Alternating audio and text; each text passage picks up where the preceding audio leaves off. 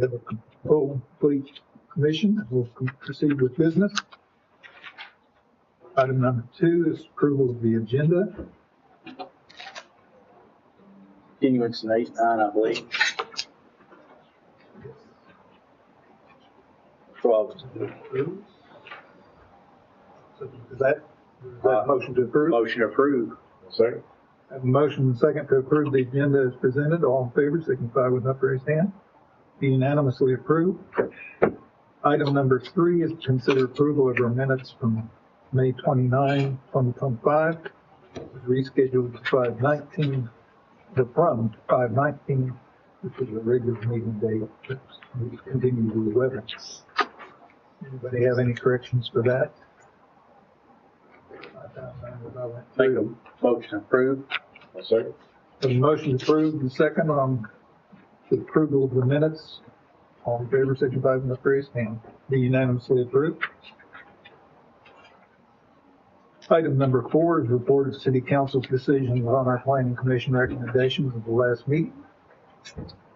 The only item that was at the June 9th City Council was the preliminary plat of Riverview Estate Section 3, and it was approved by council with a vote of 5-0. Thank you. Any questions on anything on that? On number 5 is continuance request, and as Carl noted, the items 8 and 8-9 have requested a continuance.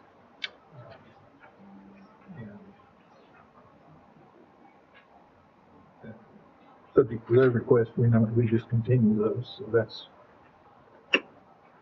there. Citizens' comments. This time, this is an opportunity for citizens to be heard by the Planning Commission on matters that are not on our agenda for tonight. If anyone wishes to be heard on matters not on our agenda? Seeing none, we'll proceed. Item number 7 is lot split and deed approvals.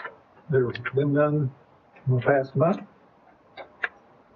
Item number 8 is a public hearing to consider an application for amendments to the 2040 future land use map from general commercial to mixed use residential and commercial for R&R Land Development LLC. Well, I don't have to read all that because we asked that to be continued. I'm sorry. Item number 9 is also continued. Item number 10 is discussion and possible action on deviation facade requirements as described in the Newcastle Code Ordinances, Chapter 154, Planning and Zoning Section 154.101, exterior building material and facade requirements in commercial and residential zoning districts for Brett Atkins, property owner David Ostro, proposed buyer for the proposed development of Taco Bell restaurant located in Tract 2C of Lamar's Landing at the corner of Highway 9 and Kendrick Court.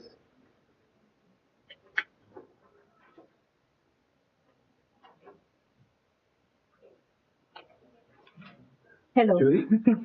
Good evening. Julia Yuan of Planner.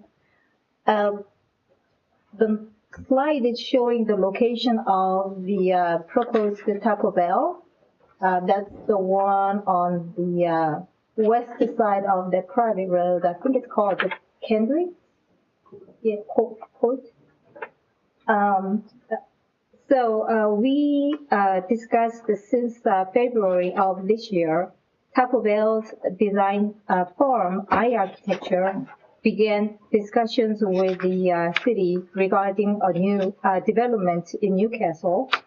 Initially, the design used the hardy plank siding, but it was updated to include stucco to meet the city's 80% masonry requirement.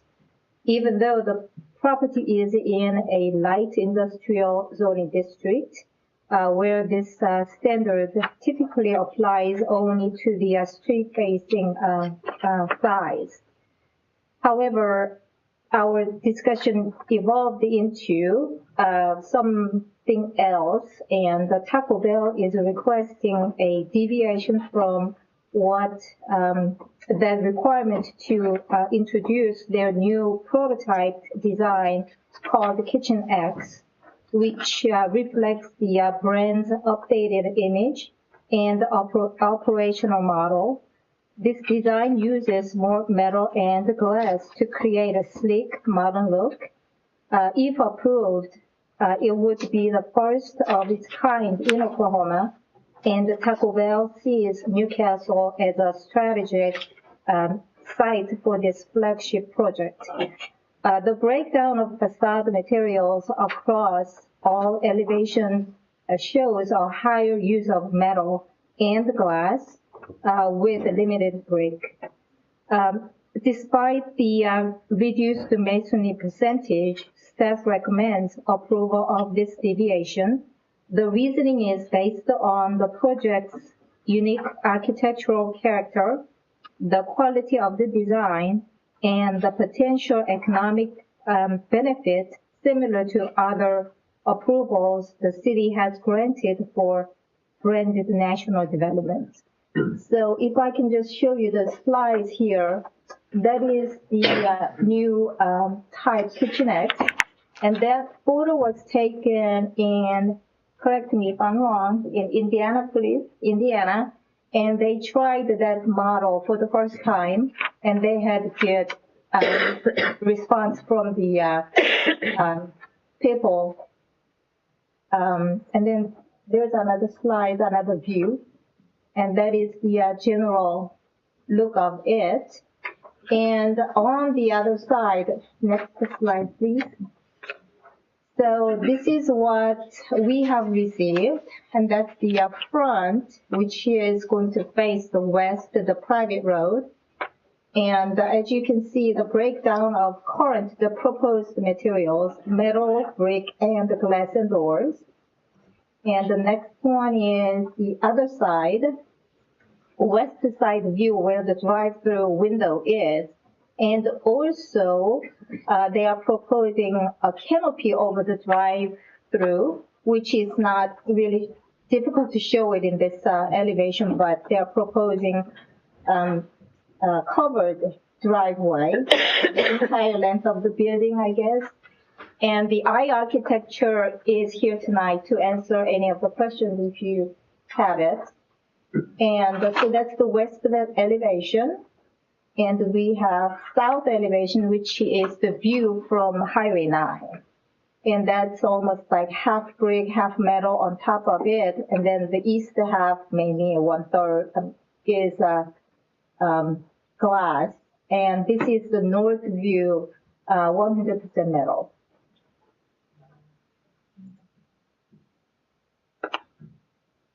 This is an architectural metal siding, is that correct? Would you like to come up here and answer?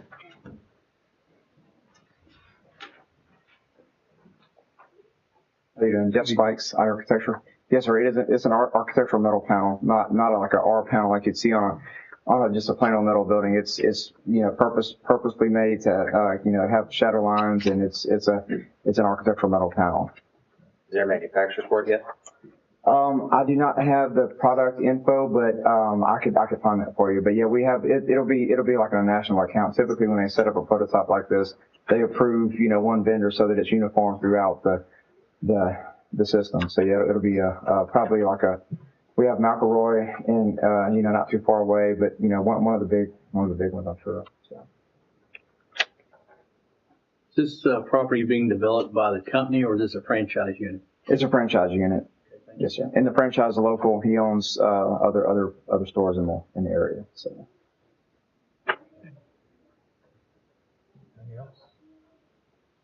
So what Thank you. what is the current code Current would require them to use 80% on any side? all sides.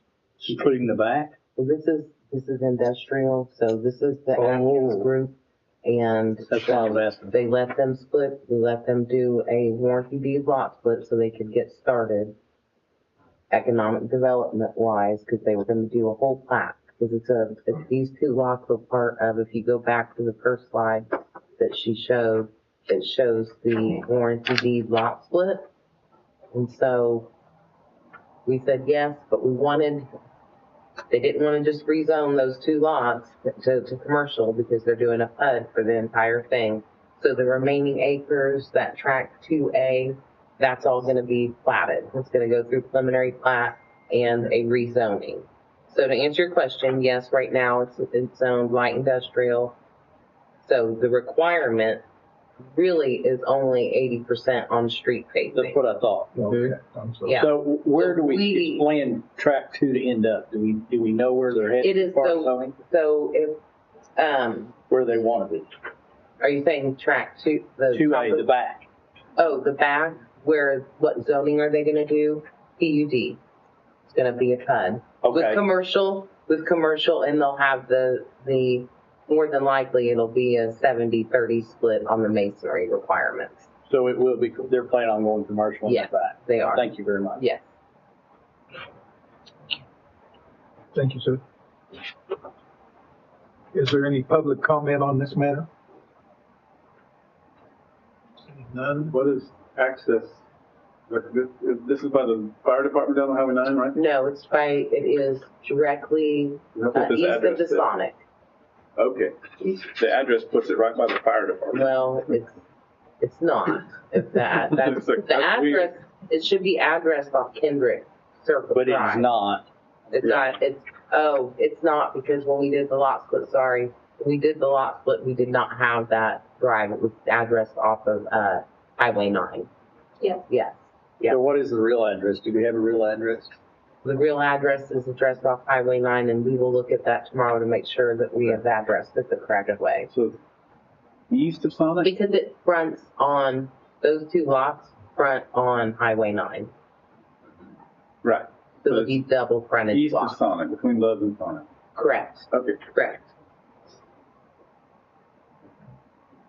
that's all the question. By the fire department is the whole different. That is layout. not correct. So Okay, I our, got nothing. Go ahead. our great staff will take a look at that and make sure that we have that address correctly. Further discussion? Accept the motion. Any alternatives? Make motion. Approved. I have a motion to recommend approval. Do I have a second? Second. I have a motion and a second to recommend approval with the deviation. All in favor? Vote by their hand. Be unanimously approved.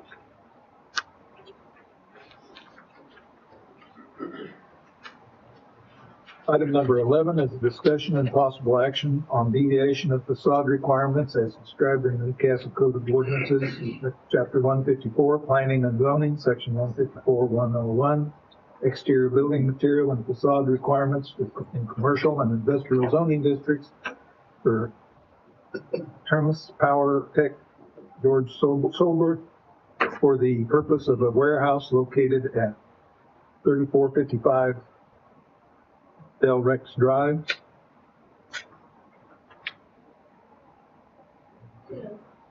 Julia again. This is another case of facade deviation request. And I actually included a little more history of how our masonry requirements changed over the years. For last 20 years, the city of Newcastle has strengthened its masonry facade standards to ensure durable, high-quality commercial development.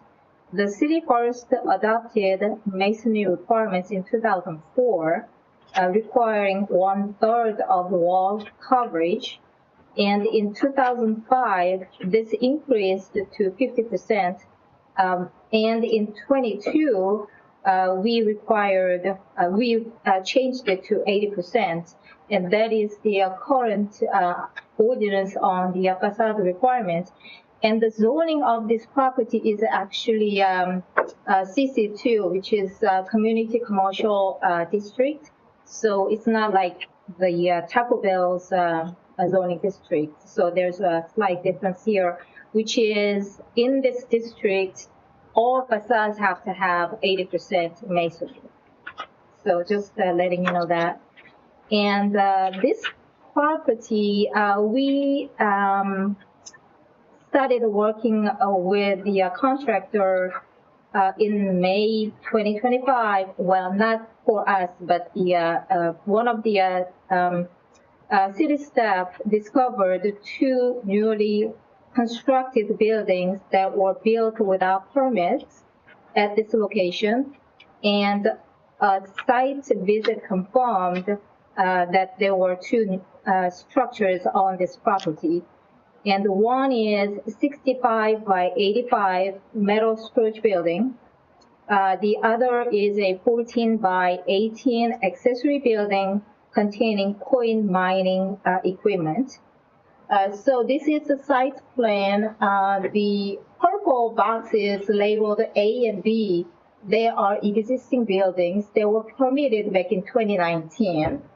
And the orange boxes are the ones that were constructed. We don't know when, but we just first noticed it back in May.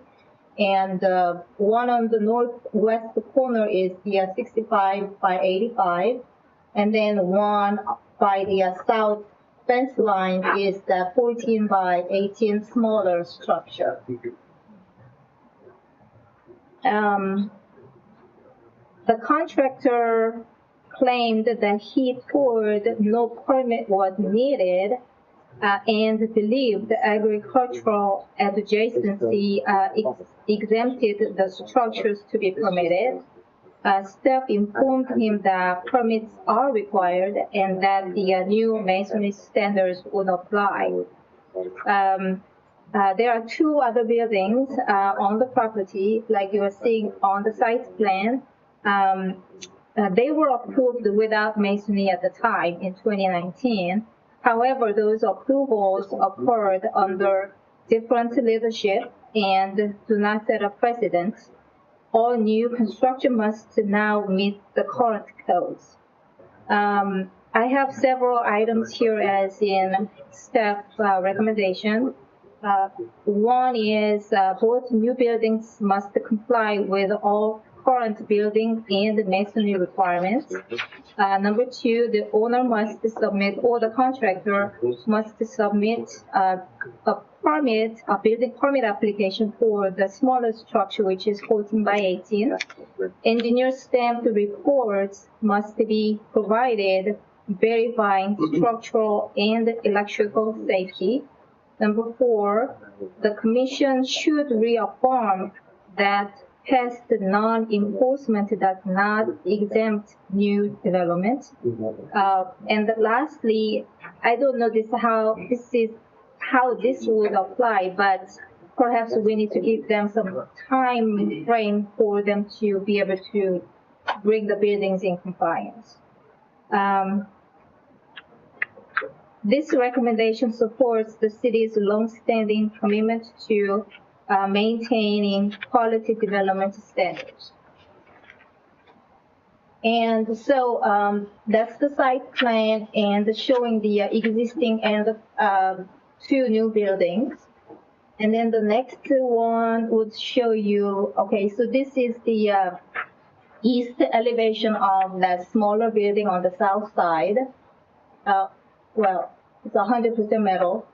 And the next one is the west side of the smaller building that is dedicated for coin mining, computer operations. I am sorry, I don't know much about that business, but that's what the west side looks like.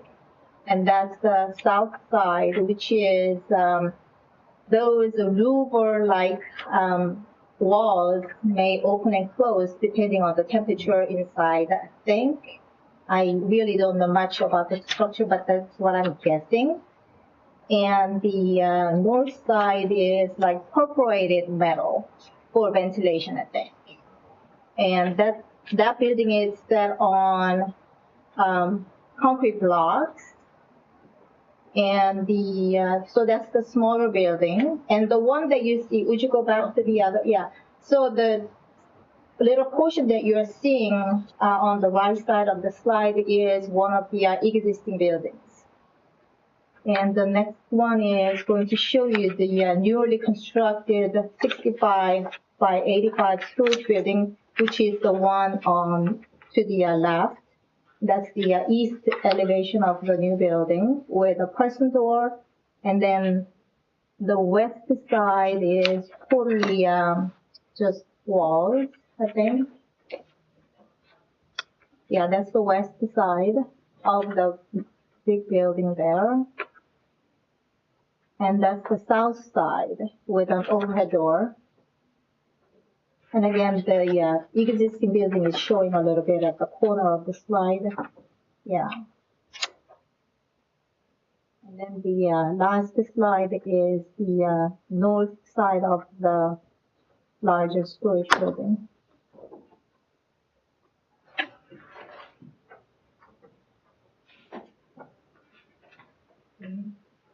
Oh, we have contractor here tonight to answer any questions as well. Um,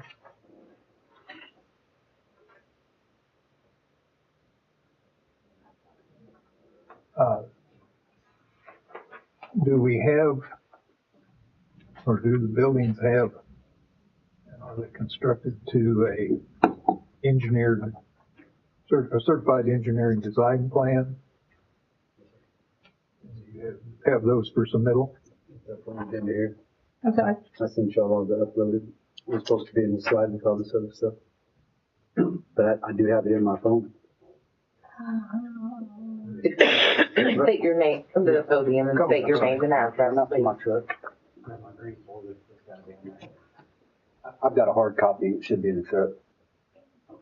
Well, if you're gonna submit that to the, I don't already need done to it. see it right now, you Yeah. need to submit that to the city. It is.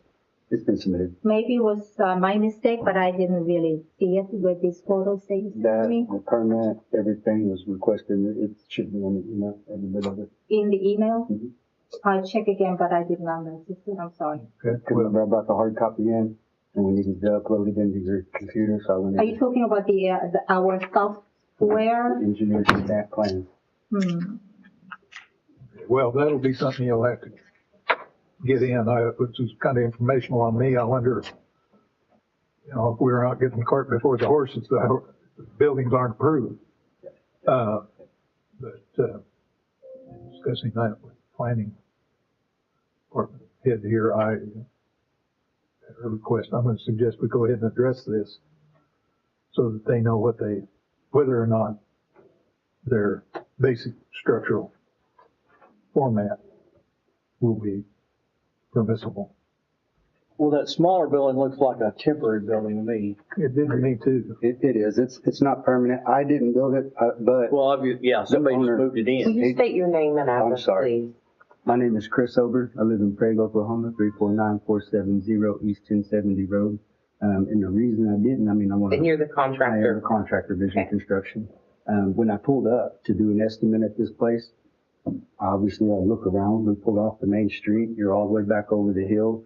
Can't see anything anywhere. All these buildings look the same. There's cows right here, chickens crowing. I live on a farm. I thought we have to be agricultural, and that's totally negligence on my part, and I do apologize. We are a legit company. You can look us up. We do all kinds of work for everybody across the board. But that was my negligence on that part, and I do apologize for that. But we do have stamped engineered plans. I do have licensed tradesmen to do each part of that on their deal. And it's completed other than the driveway getting cut in to that other part. But like I said, that was on my part, but we do have a permit paid for now. So it's all back. We're just In trying to figure out if No, we're, no. So we needed two applications, right? One for the small building and one for the large one. And we did receive an application for the 65 by 85 building, but the documents that Mr. Sober submitted were not stamped by an engineer, if that's what you're talking about. And so therefore, I did ask him to provide those required buildings so we know what those are. But you did show me this, Mhm. but what was uploaded in the system is not this one. It's, okay. So, I'm sorry. Yeah. It's the same thing though. no, they're not the same.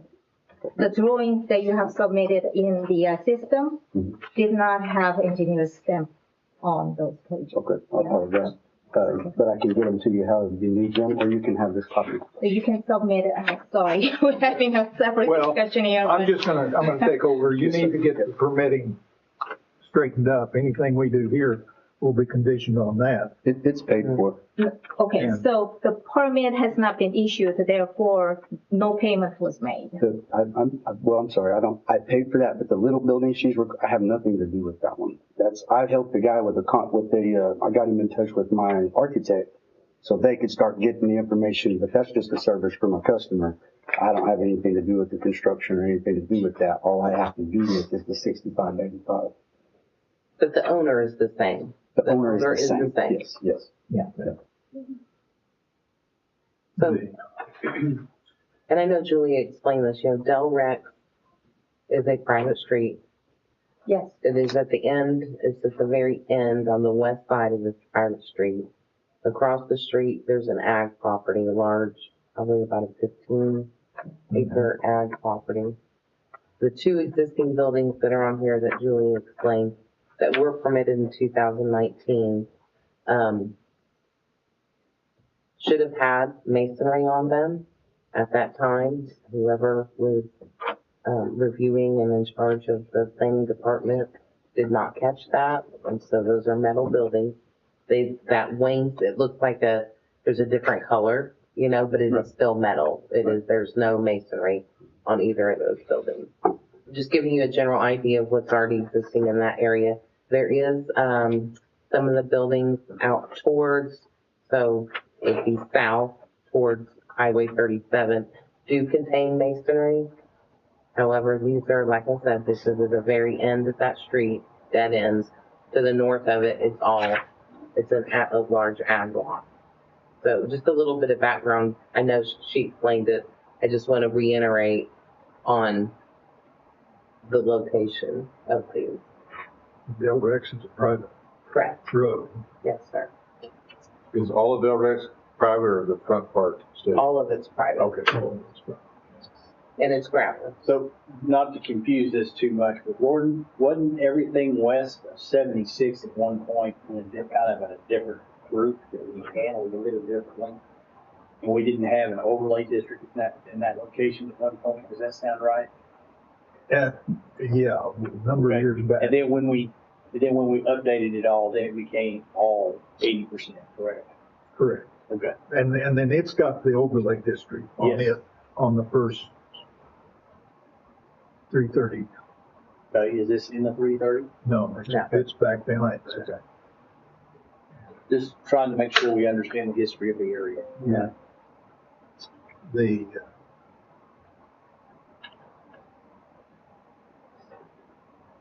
And I had asked, some of these setbacks from property line look a little tight in the photos, but Julie said that Kevin had said they were okay. Okay. So, as I looked this over, my suggestion is that anything we do on it is conditionalized upon it being approved with its building permit and its certificate of occupancy. So is the city asking us to give them a timeline, or what are we doing exactly?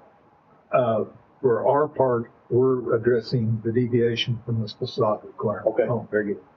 And then they'll handle The rest the of it. rest of the details of getting permitted. They're asking for approval of the deviation for the two previous buildings also that have been approved already? No, Okay, great. Because they've already been permitted, have the permitted, so CO. they're in Yep. just by, Just making well, sure. in without extra fight. I don't think you want to take that fight on, do you? There's certainly some steps you can take to There enforce are. the integrity of your code that you're gonna land in court, which we can do that. That's what I want. You've proven yourself to be more practical, finding, I agree with it. But, a good approach is giving a time frame to give them a reasonable time period to make some corrections. Yeah. Okay, thank you, sir. Is there any public comment on this matter? Seeing none, we'll proceed. I would make a motion that we recommend approval of the deviation from our required building requirements to allow these metal buildings as constructed. It'd be restricted to these buildings, although I think they've used up about all the spots on the property, but be limited to actually the one building. Or do we need to address both since it was noticed? Yes. Well, was it noticed? This doesn't have to refer notice. It's just, Well, it's noticed in the in the meeting, meeting, yes, in the meeting. I thought you Yeah. meant in the or but sorry. the second building wouldn't allow a brick or facade anyway because it's all louvered. It's a temporary buildings at the Yeah. end. I don't know that we'd approve that anyway. I mean, that's a city building. Yeah, They just set a building out there. yeah, that's it. Appears to be a temporary, so we won't address it at all other than say it appears to be a temporary building. It's a city code matter. Well, it appears to be temporary, but it's gonna be a permanent structure. It's gonna be a permanent building. So It's full of computer equipment is what it is. It's computer equipment that runs, Bitcoin mining, yeah, what it is. so it's not, It's not going away. it's not going away. So, How's it tied down? It doesn't look like it's on its That's Not foundation. much. why we are requesting those engineered stamp plans on how they're gonna adhere that and Maybe like a trailer house, I don't know. how it is, kind of foundation will be anchored.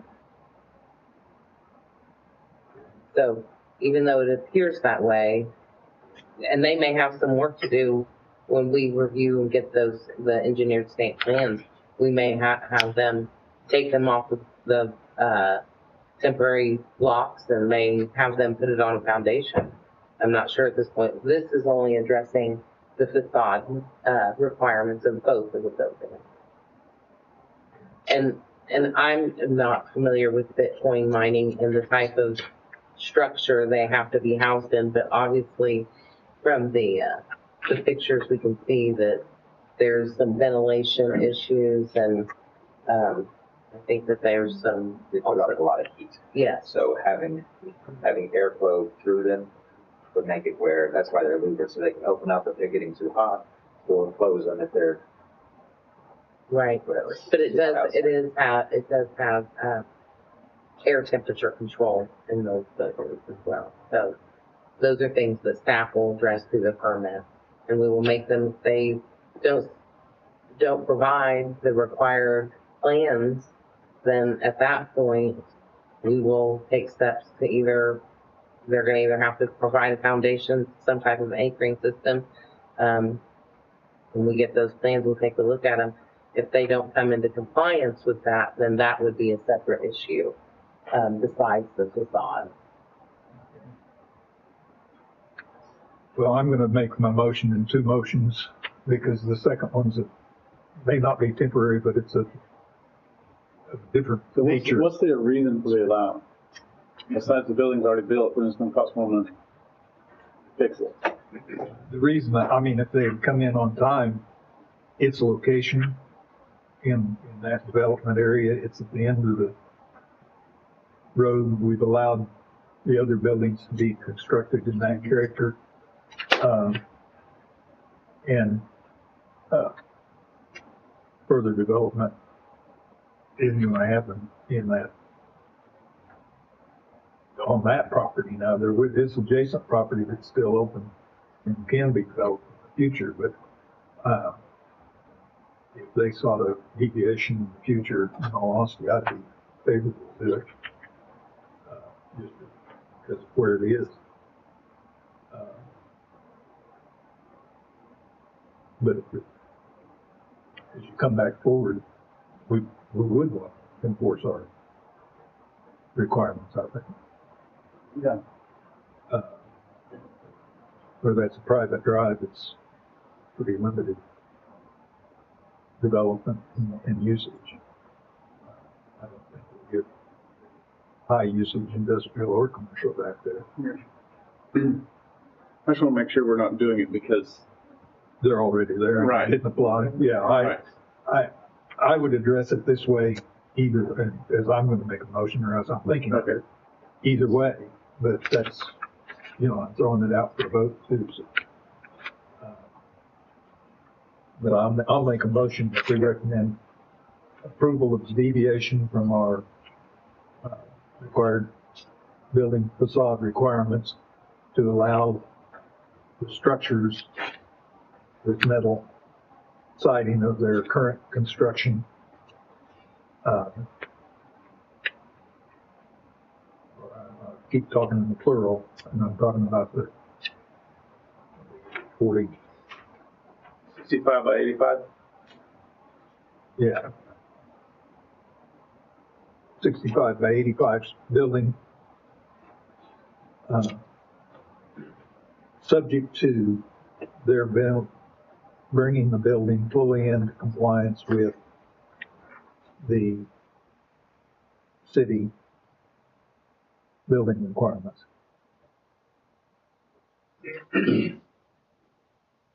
And let's just vote on that one first, and I'll make this the next one. So if somebody wants to second it. Yeah, in a second. I have a motion and a second to recommend approval of the deviation from the building facade requirements for the 65 by 85 metal structure. All in favor signify with an upraised hand. Be unanimously approved. And for the secondary building or accessory building, I'll make a motion that we recommend approval of the deviation from the facade requirements for that structure due to the character of the structure and its purpose and its provision or its nature of having louvered sidewalls, which would not be accommodated by our code. Does it meet step back requirements from the property line? I'd asked that, and Kevin said it did. So, but that'll be part of having it come into compliance Right. with the building requirements. But then I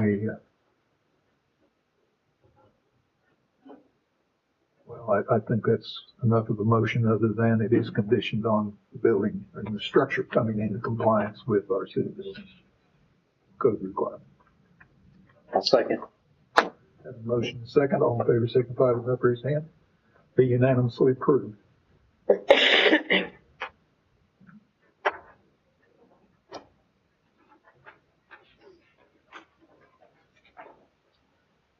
Item 12 is a public hearing to consider an application for rezoning from agricultural CC2 Community Commercial District to CC2 Community Commercial District for the Wilson Family Trust, Jim Wilson, located in the northeast quarter of the southeast quarter of Section 10, Township 9 North, Range 4 West of McLean County, Oklahoma. Property address is 1945 North Main, Newcastle, Oklahoma. This is R 2025-006. Good evening, Logan Gray, City Planner. Jim Wilson is requesting to rezone his approximately 9.82 acre lot at 1945 North Main Street from A General Agricultural District and CC2 Community Commercial District to CC2 Community Commercial District to prepare the lot for future commercial development. There are no current plans to sell or develop the lot, and development plans have not been submitted with this rezoning application. The lot has frontage on North Main Street, one of Newcastle's primary commercial corridors. Most of the lots fronting on North Main Street are commercially zoned and or designated for future commercial development by the Newcastle 2040 Comprehensive Plan and Future Land Use Map. The lot's future land use designation is general commercial, which allows for CC2 zoning. Therefore, a future land use amendment is not required with this rezoning application. The lot currently has two zoning designations. The portion zoned A, General Agricultural District, is approximately 8.45 acres and contains a single-family dwelling and several accessory structures. The remaining 1.37 acre portion of the lot was rezoned from A Agricultural District to CC2 Community Commercial District in 2020 and contains a heavy equipment repair shop. The dwelling in the repair shop will remain on the lot until the property is sold or redeveloped. Rezoning the lot to CC2 will make the existing single-family dwelling a legal, non-conforming use. Thus, the dwelling may still be occupied, but the footprint of the building may not be expanded. If the lot is further developed commercially, the dwelling may be used as an on-premises residential quarters for a security person and their family per CC2 regulations. The lot exceeds the 7,000 square foot CC2 minimum lot size requirement and meets all access regulations. Minimum 6-foot site-proof fence must be placed where any commercial use abuts a residential district. The lot is located within the Highway 62 Development District Segment A. This overlay district imposes additional exterior regulations for commercial development, including facade, landscaping, as well as other requirements. Future development on the lot must comply with the requirements of CC2, as well as the Highway 62 Development District regulations. All other applicable regulations under Chapter 154 of the Newcastle Code of Ordinances must be followed as well. Public water and sanitary sewer facilities are available for the lot. However, there are no existing connections to these utilities by any of the existing buildings. Approximately 68% of the lot is located within the floodplain. Floodplain development permit must be obtained for any development within the floodplain in the future. Because there's a clear pattern of prior and likely future commercial development in this area, there are no foreseeable negative impacts on the surrounding area. Staff supports and recommends approval of R 2025-006. The applicant is present with us tonight and available for any questions. So is this the one that we had the long discussion about the repair shop a few years ago? Yeah, well, the 1 point some acres Right. is that portion, and the rest Right. of it's the house to the north. Sure.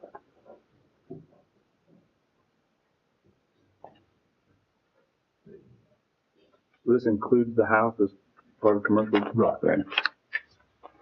This will just take it all into CC2.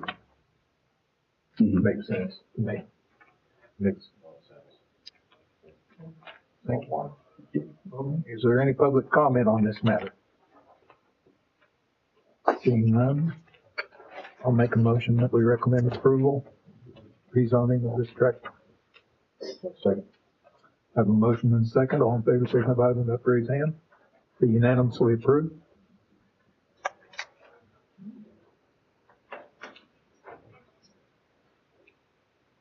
Item number 13 is a public hearing to consider an application for rezoning from A, agricultural, E2, urban estate residential, to CC2, community commercial district for James L. Wilson and Cheryl E. Wilson, revocable living trust, located in the northeast quarter of Section 10, Township 9 North, Range 4 West. They live in Meridian, McLean County, Oklahoma. Property address is 2125 Wilson Drive, Newcastle, Oklahoma. This is R 2025-007. Evening, Logan Gray, City Planner.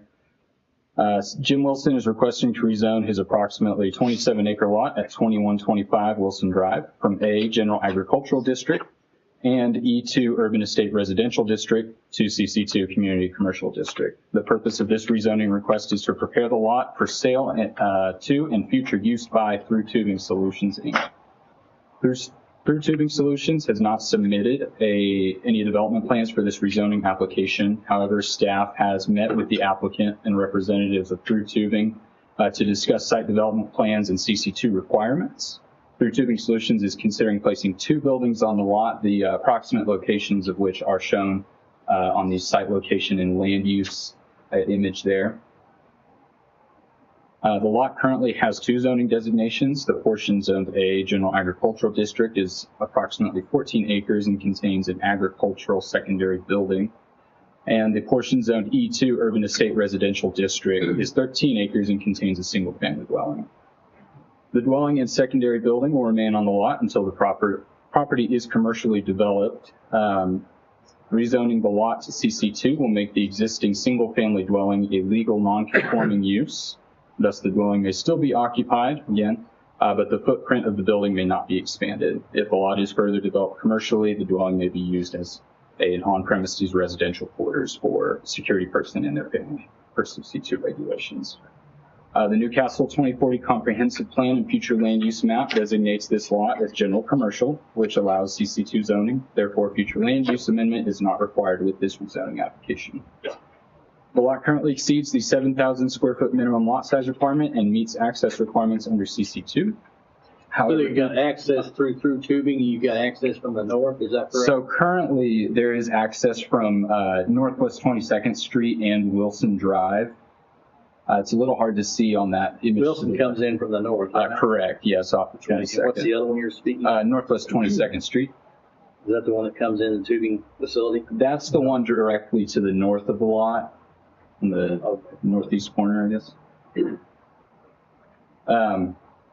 However, through Tubing Solutions, I believe they plan to remove access to Wilson Drive from Northwest 22nd Street to limit access to the property to the existing access drive through Tubing Solutions facility to the south. Because this will remove the access and frontage, filed cross-access agreement through the Tubing Solutions facility is required and must be presented to the city before any building permits are issued. A minimum 6-foot site-proof fence must be placed where any commercial use abuts a residential district. Public water and sanitary sewer facilities are available and may be extended to the lot from the private service lines used by Through Tubing Solutions facility. The single-family dwelling is not connected to either of these utilities. A portion of the lot is located within the floodplain. A floodplain development permit must be obtained from the Newcastle Floodplain Administrator to develop within this floodplain. Several nearby properties are zoned CC2, Community Commercial District, and there's considerable commercial activity in the area, including Through Tubing Solutions facility to the south, San Marcos Mexican Restaurant, and shops at Magnolia Shopping Center to the east. Much of the surrounding area has been designated as general commercial by the Newcastle 2040 Comprehensive Plan and Future Land Use Map. Given this clear pattern of prior and likely future commercial development in the area, there are no foreseeable negative impacts on surrounding land uses by rezoning this lot to CC2, Community Commercial District. Staff supports and recommends approval of R 2025-007. Again, Mr. Wilson is present with us tonight for questions or comments. Thank you. Any questions? Is there any public comment on this application? Seeing none. Will there need to be an improvement made on that street on the north at all? All my understanding is they're going to cut off the access from that way, so. Just the one main entrance, that's it.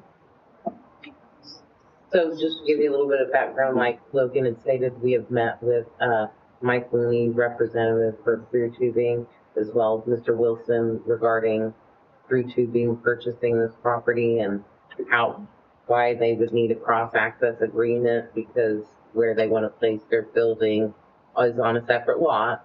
So to access it from the current site, you can see where the warehouses are, they would need a cross-access and a drive to go where they're going to put the new building and potentially another building for storage on the rear of the lot. We also discussed in that, and the reason for access is we don't want, Northwest 22nd Street is a residential street. So we are limiting, and they are in agreement of limiting any trucks coming down that street. So we want them to eventually, they might do a lot line adjustment potentially in the future. They may do that if they want to go further, and then that would give them the access, and we'd ask them to take all their access and truck and traffic through the current Main Street access point. So, and you can see where they're positioning the future building. So the building that you're building, what's the square footage? Do you have any idea? Not yet, no. But if they need to cross that creek, Anything to do with anything development for building permits going to come through us, and we're right, that's what I'm getting at, that our north permitting. access. Yeah. There's no, Yeah, like I said, we've met with them prior to this application coming forward to assure that they are amicable and agreement with not allowing truck traffic coming down 22nd Street, that they'll use their current access from their current facility side. Wilson Drive to private. Yes, it is. So the city wouldn't be committing to do any development on Wilson Drive anyway. Well, Yeah, they but- would have to do But the Northwest development. 22nd has access, And it's a huge public frontage street. on there, right? Correct. So they either have to site proof that because of the bus residential, and then just the usage of the road. When they come in for a development permit, when Yeah. they come in for a building permit, yes, that's when we would address North of the creek. those requirements, yes. Okay. So they're putting two buildings on there. Any more discussion about what they're planning on doing with the rest of that property? No. Anything else? That's, Sorry? That's the way it's proposed. I'll make a motion that we recommend approval of the rezoning. Yeah. it's okay, we can check it. We just had a little chance of our commission talk afterwards. All right. I'm gonna go ahead and make a motion that we recommend approval of this rezoning. I have a second. I have a motion and a second. All in favor, signify by up raise hand. Be unanimously approved. I didn't see, he didn't have a correction.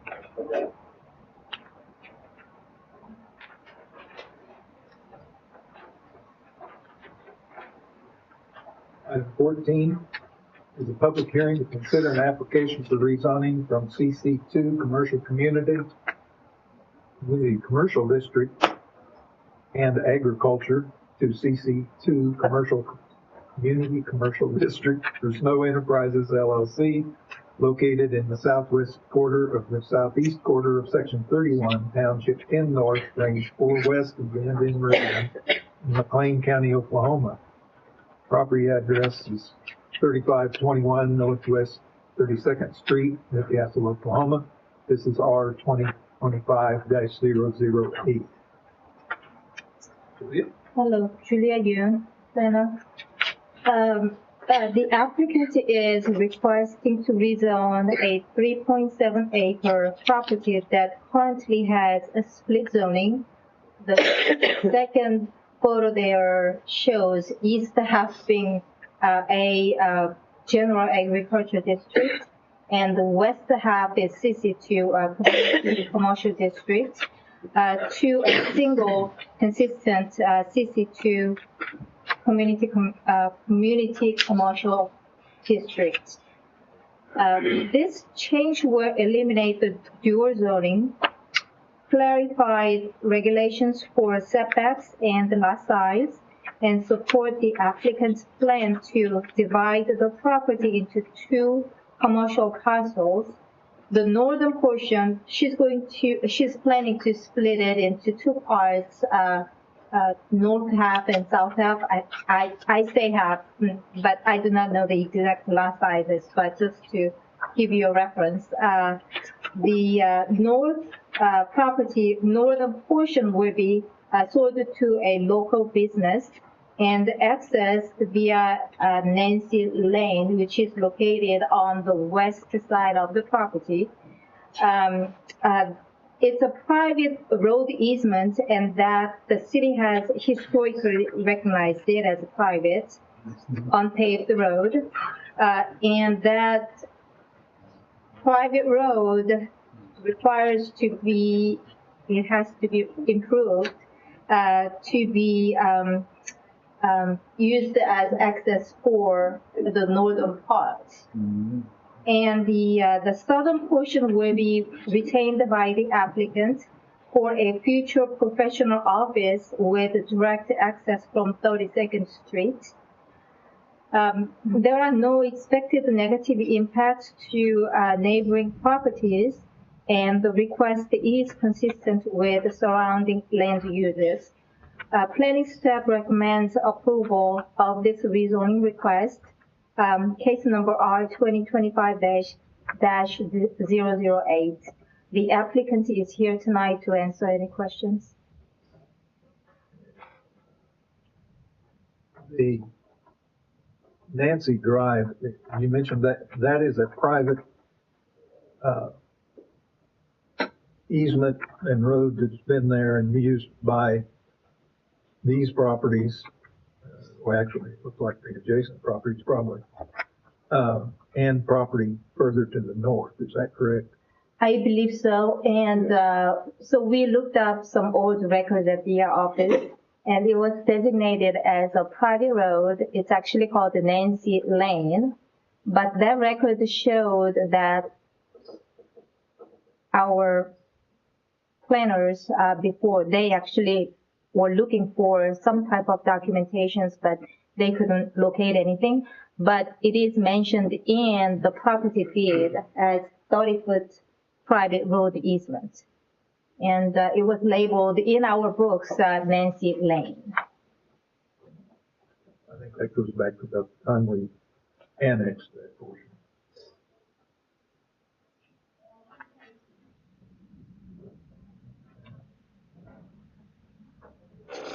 Do any of you have any questions at this time? Is there any public comment on this matter at this time?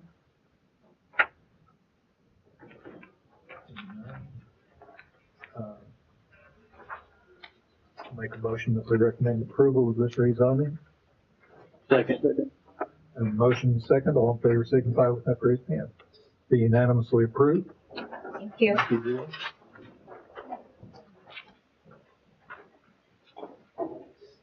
Item 15 is a public hearing to consider an application for amendment to the 2040 future land use map from suburban estates to general commercial for Rosalie Curtis for Curtis Development located at tract 15 and 16 Rolling Oaks Edition, the subdivision of the east half of the southeast quarter of section 19, township 9 north, range 4 west, McLean County, Oklahoma.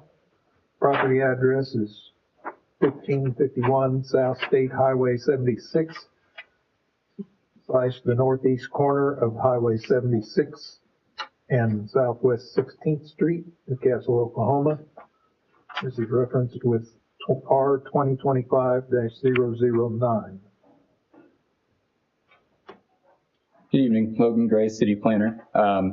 As Mr. Gordon stated, this item is referenced with R 2025-009. So I will present these items simultaneously. Box Law Group PLLC, on behalf of property owner Rosalie Curtis, is requesting a future land use amendment from suburban residential to general commercial and a rezoning from E1 Suburban Estate Residential District to PUD, Plan Unit Development, for an approximately 4.27 acre lot located at 1551 South State Highway 76. The proposed PUD is commercial with a base zoning of CN1 Neighborhood Shopping District. The PUD will allow for small retail commercial development while providing special development regulations to promote harmony with the surrounding area. Small retail commercial uses allowed under the PUD will complement the existing commercial activity at the intersections of Southwest 16th Street and South State Highway 76 and provide greater retail options for nearby residents. A conceptual site plan has been submitted with this rezoning application.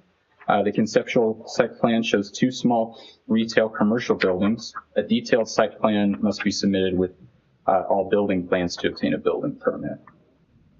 Public water facilities are available for the lot via the public water line on South State Highway 76, and connection is mandatory. However, there are no public sanitary sewer services available. Therefore, sanitary sewer services will be provided from an on-site septic or aerobic system with ODEQ regulations. All development within the PUD will comply with all applicable regulations for the base zoning district and any additional regulations under Chapter 154 of the Newcastle Code of Ordinances. Deviations from these regulations are outlined in the PUD as follows. All structures shall have an exterior finish of no less than 70% brick, veneer, masonry, rock, stone, trivet, stucco, wood, or other similar material per elevation. No more than 30% exterior insulation finish system per elevation shall be permitted. The applicant has also requested to include architectural metal as an allowed material under that 30% maximum allowance. All exterior lighting shall utilize full cutoff fixtures to not create a nuisance to nearby residential areas. Site-proof fence or wall made of stucco, brick, stone, or wood, and 6 to 8 feet in height shall be required in the PUD where it abuts a residential district. The site will have one access drive on Northwest 16th and may construct an additional access drive on South State Highway 76, subject to local and state regulations and approvals. Setbacks within the PUD shall comply with CN1 Neighborhood Shopping District. However, because the lot has frontage on 3 streets, the front yard shall be measured from the south property line. The side yards shall be measured from the east and west property lines, and the rear yard shall be measured from the north property line. In instances where the required setback from the center line of an abutting street is greater, the more restrictive setback shall apply. The Newcastle 2040 Comprehensive Plan and future land use map designates this lot as suburban residential, which does not allow for commercial uses. Therefore, future land use amendment from suburban residential to general commercial is required in order to rezone the lot from E1 suburban estate residential district to PUD plan unit development. On May 12, 2025, Newcastle City Council approved 2 future land use amendments from suburban residential to general commercial for 2 properties to the east of this proposed PUD, Kathy Holding Co. and Mason Storage LLC. The approval of these 2 future land use amendments suggests that future commercial development at this intersection is favorable. Overall, the PUD will provide small retail development in an area of Newcastle that lacks such options. Nearby residents will have access to goods and services without the need to travel up to 5 miles to Newcastle's primary commercial corridors or beyond. The PUD also includes specific guidelines that will mitigate potential negative impact to and promote a harmonious relationship with surrounding residential areas. Staff supports and recommends approval of the future land use amendment from suburban residential to general commercial and R 2025-009. Caitlin Turner, representative of the applicant, is present for questions and comments. In your discussions, has there been any discussion, concern about drainage across this property? Because I know that there's a significant drainage in this area across the street, because when we did storage facility across the street, southwest or southeast from this, there was considerable concern about drainage in that area. Sure. Yeah, from my understanding, no drainage study has been completed at this time for the property.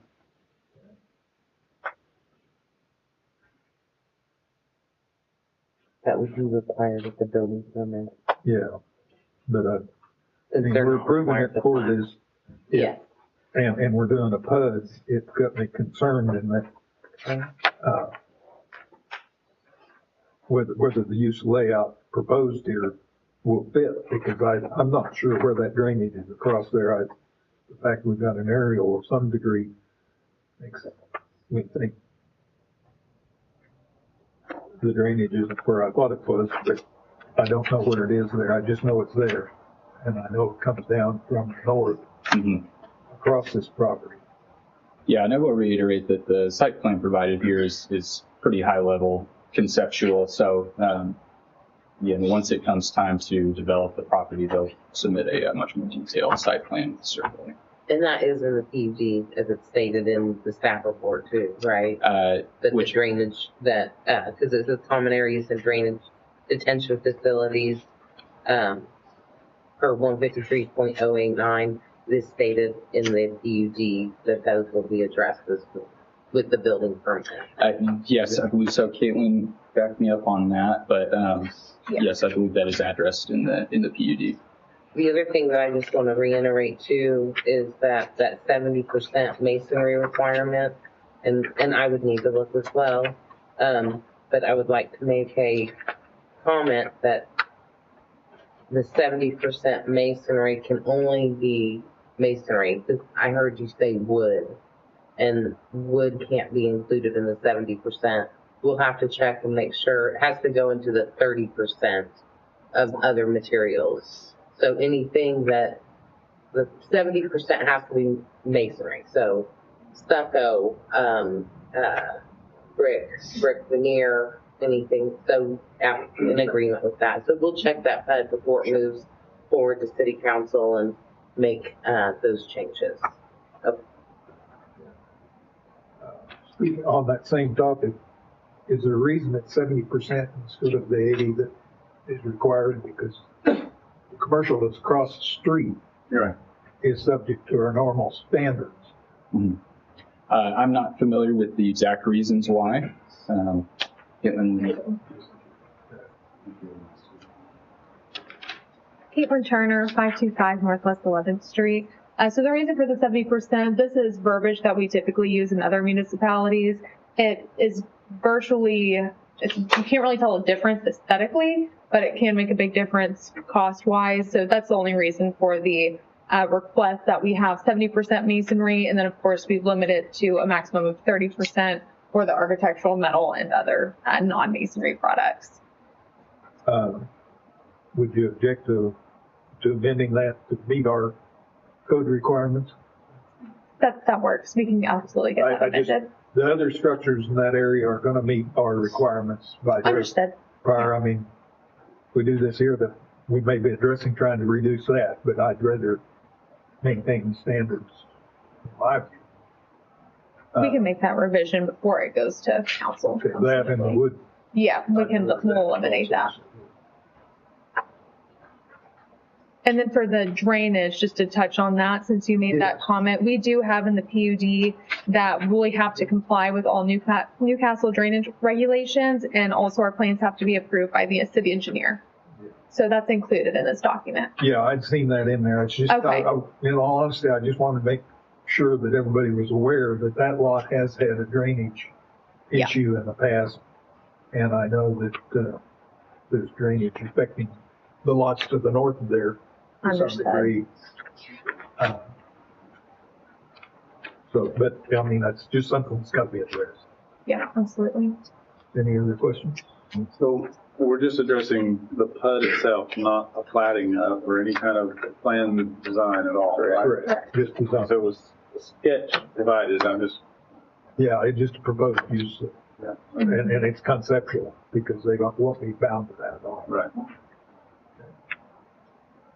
Thank you. Thank you. Is there any public comment on this matter?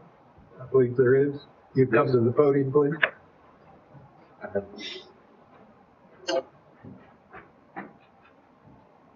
My name is Jason Rogers, and I live in Newcastle on the lot to the north.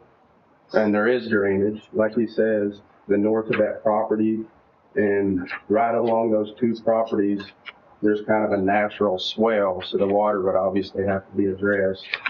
And what type of fence would that be? Would be a Because site-proof fence. it says 6 to 8 feet. yeah. The PUD states that it would need to be 6 to 8 feet in height, and made of stucco, brick, stone, or wood. Okay. And as far as commercial, what type of commercial facility would This is be? CC2. So it could be CN1. CN1. Oh, okay, so it's neighborhood commercial. I'm Yeah. sorry. So primarily retail shops. Oh, okay, so I didn't know if there's a noise ordinance, like being right next to it, or what type of facility that they want to get.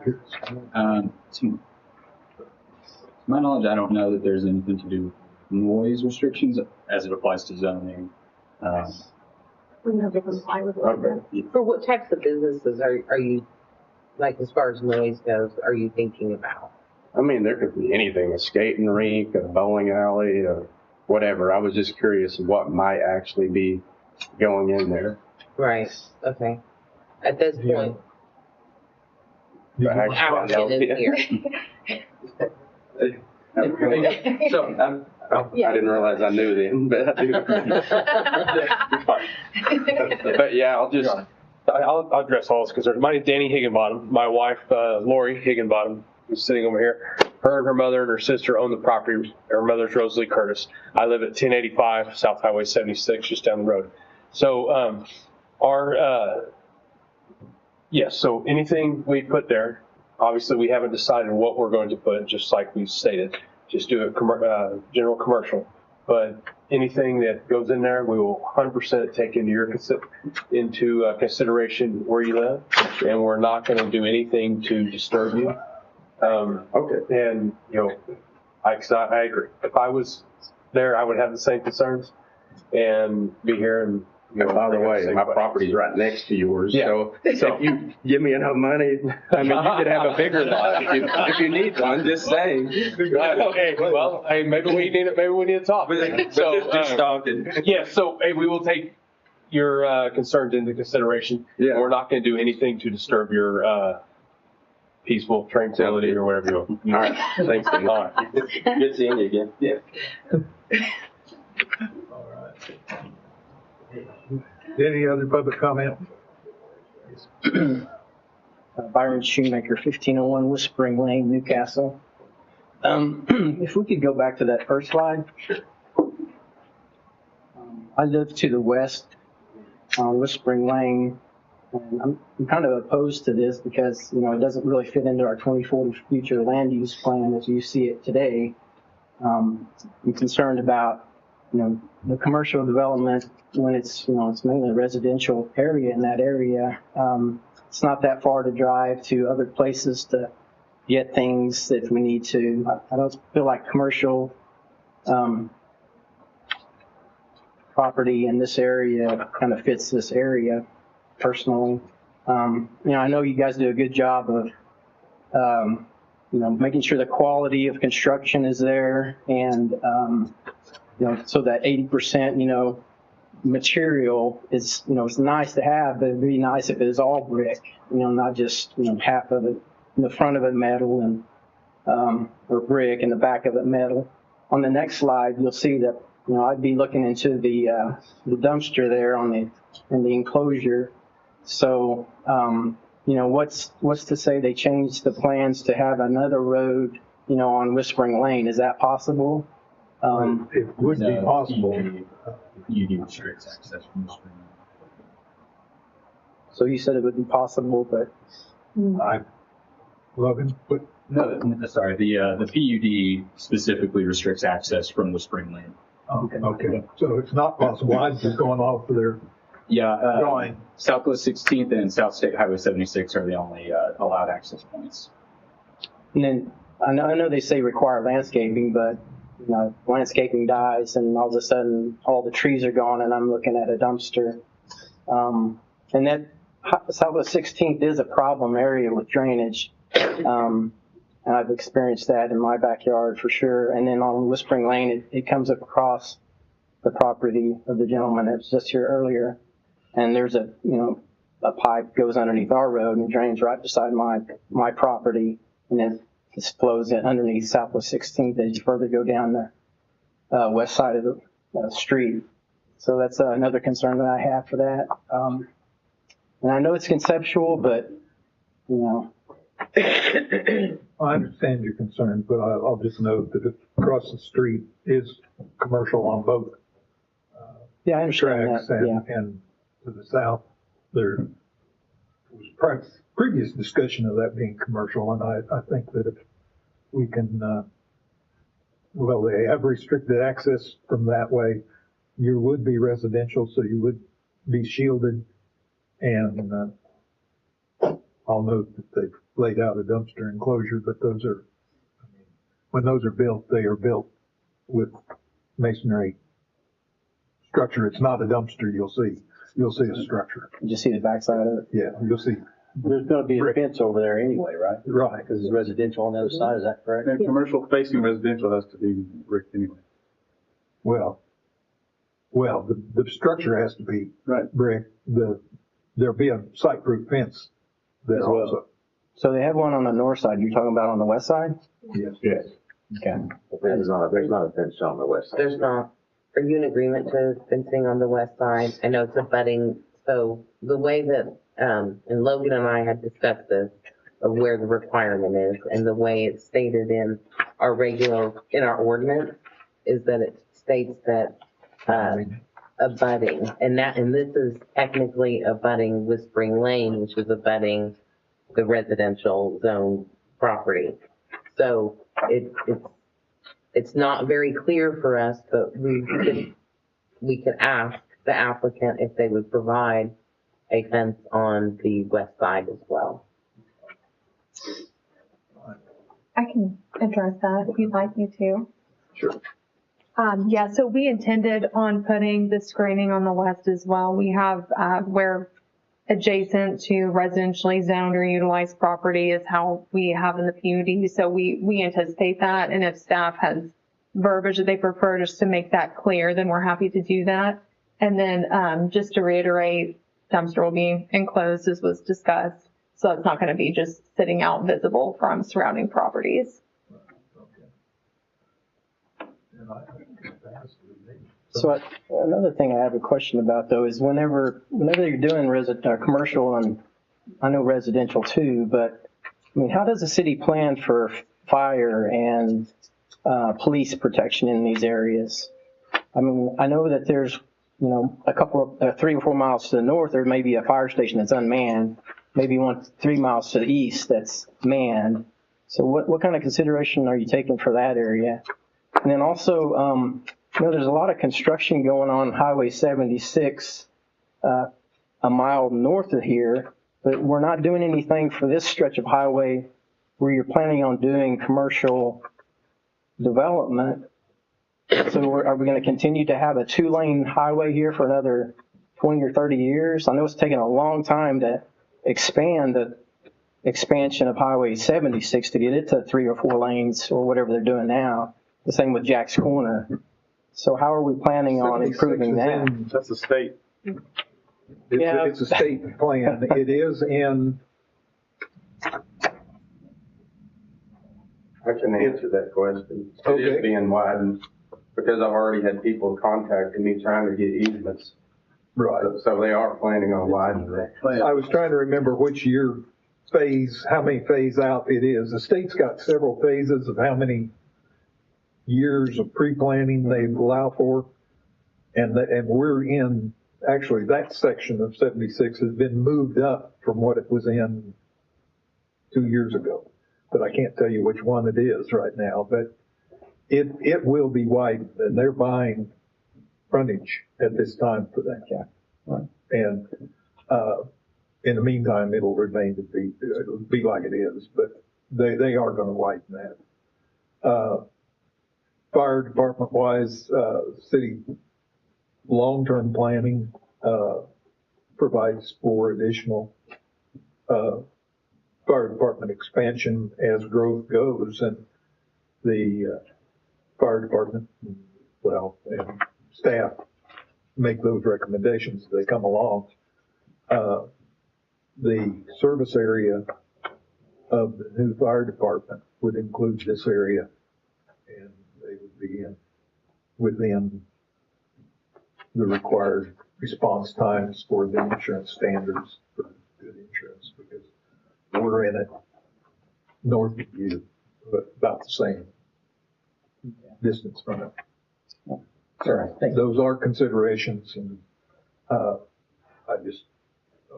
I know your concerns, and they're legit, and yet I mean, my personal comment here, and this is only my comment, but this particular corner, I think we've progressed in making it applicable to be a commercial area.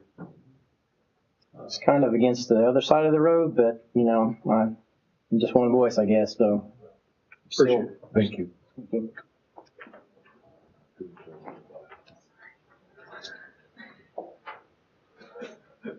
We're going to get allocated a slice water up here. Do any of you have any? I don't have any questions. Any additional public comment on this matter? I'll make a motion, in light of the other development in this area and our anticipated continued development along these lines, that we approve this rezoning or recommend approval of this rezoning. Second. Have a motion. Land use, you gotta do that. You have to do the land use first, sorry. Sorry. I'll amend my motion to recommend amendment of the land use map at this time. Second again. I have a second, a motion and a second. All in favor, signify by raising his hand. This time I'll reassert the second, third, and fourth motion. I have a motion and a second. All in favor, signify by raising his hand. Be unanimously approved. So that was 16, item 16? It's 15, 15. I will say, I just looked at the, No. there's a hydrant at the intersection of Southwest 15th and Highway 76. Yeah. Yeah.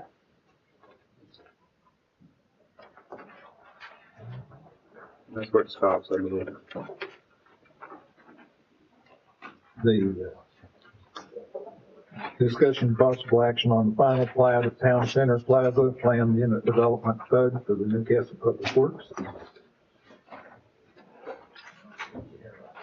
Layout for that. This is the final plat for Town Center Plaza, located at 250 South Main Street at the corner of Highway 62 and East Fox Lane for 9.6 acres approximately. City of Newcastle is the owner and developer. Our engineer, CEC, which Sean is here with us this evening too for any additional questions, has completed and submitted the water, sewer, and paving and drainage plans, as well as the drainage study for this project and for this final plat. For 6 commercial lots, water and sewer will be extended so all lots have access to the public utilities. It'll have 2 access points on Main Street and 1 on 3rd Street, just as the preliminary plat that was approved with the HUD denoted. So these lots are laid out exactly like the preliminary plat. There's a common area that will act as the detention, and there's a drainage easement. And then the very north of the site contains floodplain, which will not be disturbed or developed. There are a couple, as our engineers have reviewed the plans for the drainage and detention, there are a few things that they are going to work out that are really just to do with the calculations, the detention and drainage Yeah, calculations. do we have any of that to look at? We do not have drainage and detention calculations to look at. Do we have any drainage drawings? You know, this is a very sensitive part of the world over there, right? As far as water. Yeah. We've had a few roads that got blown out. On Fox, well, nothing is, Yes, I understand, but all that water's coming from that direction. Yeah. Go ahead, sir, I apologize. so I will let Sean answer Yeah, the questions on the drainage and detention. Okay, Commissioners, thank you. Sean McGraw, Civil Engineering Consultant for the applicant, which we know is the city. We have submitted all our paving and drainage projects or plans with the stormwater detention reports as well. So we're working through those comments from the city's consulting engineer, WSB. We've seen their technical evaluation of it. And we take no exception to any of those comments, and we'll have them addressed ahead of city council as a plan that we Which way does the drainage go off this retainage? You're retaining water to the north, right? Yes, sir. Yeah, which way is your drainage going from there? Is it going straight north? It is released out of the common area, out of the stormwater detention, and then to the floodplain, and it goes natural. How many acres are you draining into that common area? The common area. All of it drains that way, right? Yes.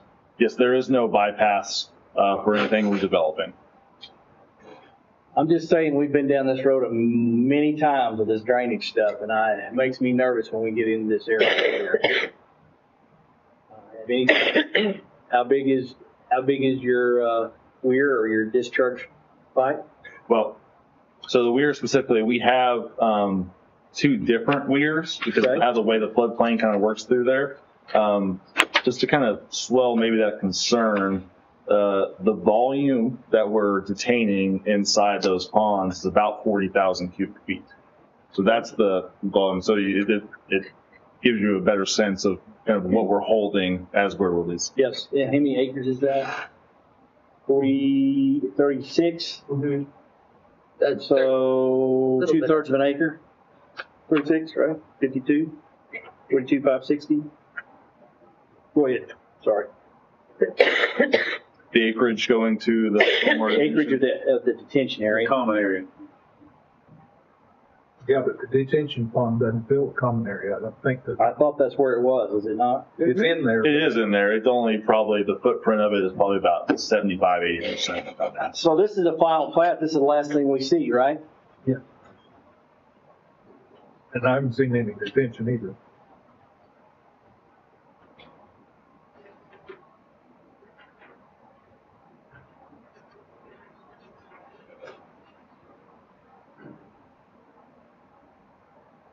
This could be a black eye on the city if it's not done right. So, Well, absolutely. yeah, Be on the city. It is on us. Got It's to be on right. us. It's on us. So our engineers with WSB have reviewed the plans, and the staff report states there's still some things that they're working on. But we are going to be the developers as well. Our utilities department is going to extend the water and the sewer, and we're going to do the paving and drainage as well. Just the access points and the dirt work to build the detention pond. I have talked with Mr. Self. We probably will contract that out to have that done, but it will be on us to build that correctly. And we will do it correctly and per the detention plans. That we haven't seen. Staff, our engineers have. Yeah, no, I heard all that. Okay. The fact is, we've got an engineer here. No, I'm not qualified. I just want to look at it. I'm not going to make decisions. Do you want me to send you those plans? Yeah. Drainage and detention? Send those to me too, please.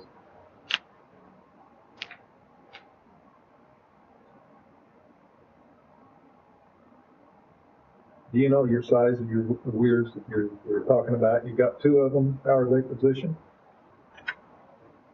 Ready? I'm going to introduce my colleague. This is Josh Fairbanks. He is This isn't a problem, is it, fellas?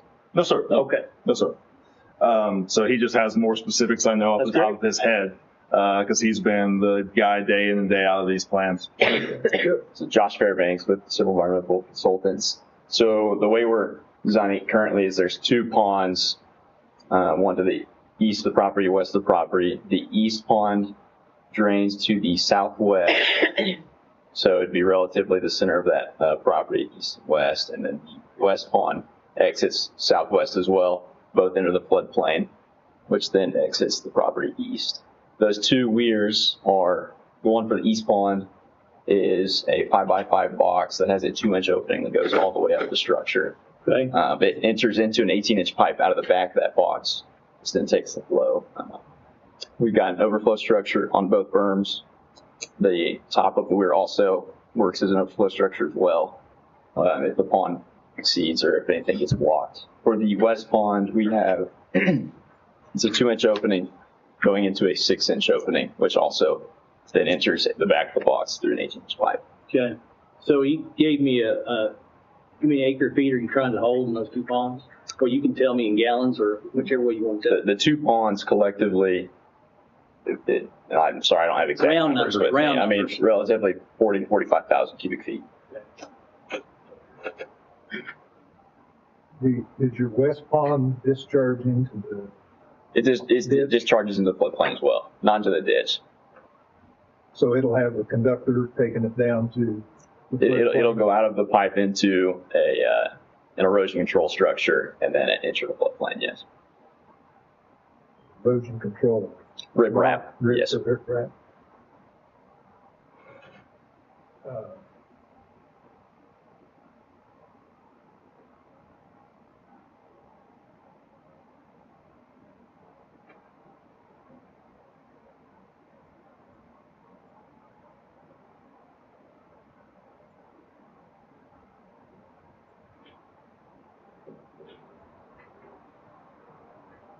My recollection is that site pretty well all slopes, pretty severely slopes that way in already. Yes. Right. Yeah. All of the drainage enters that floodplain. It follows the natural contour as close as you can. To the north. To the north, yes. Right. But you said all the ponds exit southwest. Oh, I'm sorry. Plan southwest, so it'd be. Okay. My apologies. How is this working? That's a good catch.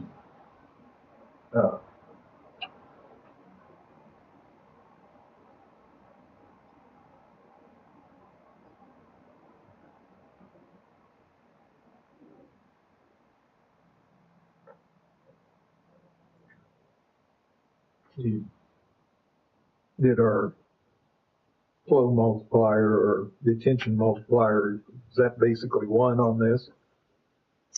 He's asking if there's any extra detention in your structure. Yes, we have over 10% extra storage in both ponds. That's a code requirement to allow for siltation. Yeah, we that get fills up some the people pond who give us naturally. 50% extra, so that's why he's asking. Okay.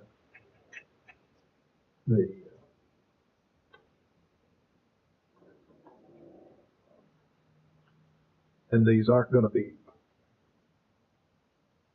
have any portion of detention or decorative, however, what the No, grade sir. should be. No. So they'll be dry ponds most. Yes, sir.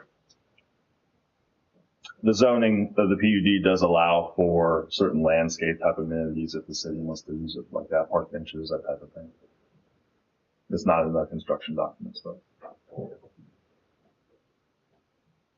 I presume that common area is as big as it can be to the floodplain. Yes, yeah, and it butts right up next to it.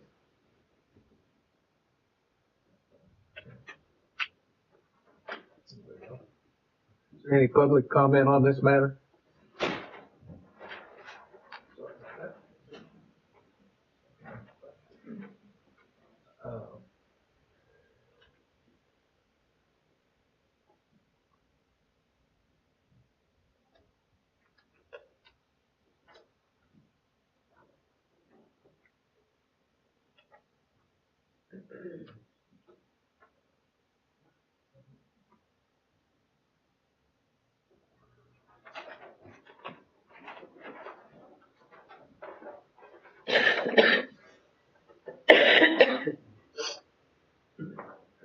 Looking at the final plat, it just, the drive areas are common areas. Is that correct? Yes, sir. Yes, we've kind of gone over some different iterations of the language. Specifically why now there are common areas is to make it clear that the city is not going to be the long-term owner of those pieces of land. The city is going to develop these streets right now as private. The street sewer is private right now, but then the property owner is going to take over long-term maintenance of that infrastructure in those common areas. Cross access is provided directly through those common areas to all property owners, as well as the city, to be able to access the public utility easements. The water and sewer infrastructure that Ms. Greenlee mentioned, that will obviously remain public. So basically, all the roads are going to become common area. It's a little hard with this annotation to tell. Yeah. All of them? Yes, sir. Okay, thank you. Yes, sir. No public right of way to be owned. Is it like an HOA, like they all? Like when you buy it, you get the whole shebang. Right. You get the road. So I'm saying lot two shares repaving with lot one and lot four. If they need to repave something, right? Or it's not like I've repaved just my little parking lot and everything else is crumbling apart. Yes, sir. So just specifically the common area, which is the, for lack of a better word, fire lane and access roadways, the property owner association will decide how to maintain that. Is there cross access between 2 and 4? Is that what I'm looking at? Oh. This lot and this lot. All of them are cross access from the preliminary plat discussions we had. Or is that just a parking lot that can be driven across, or is that? The intent of the master plan right now is for that to just be parking lot.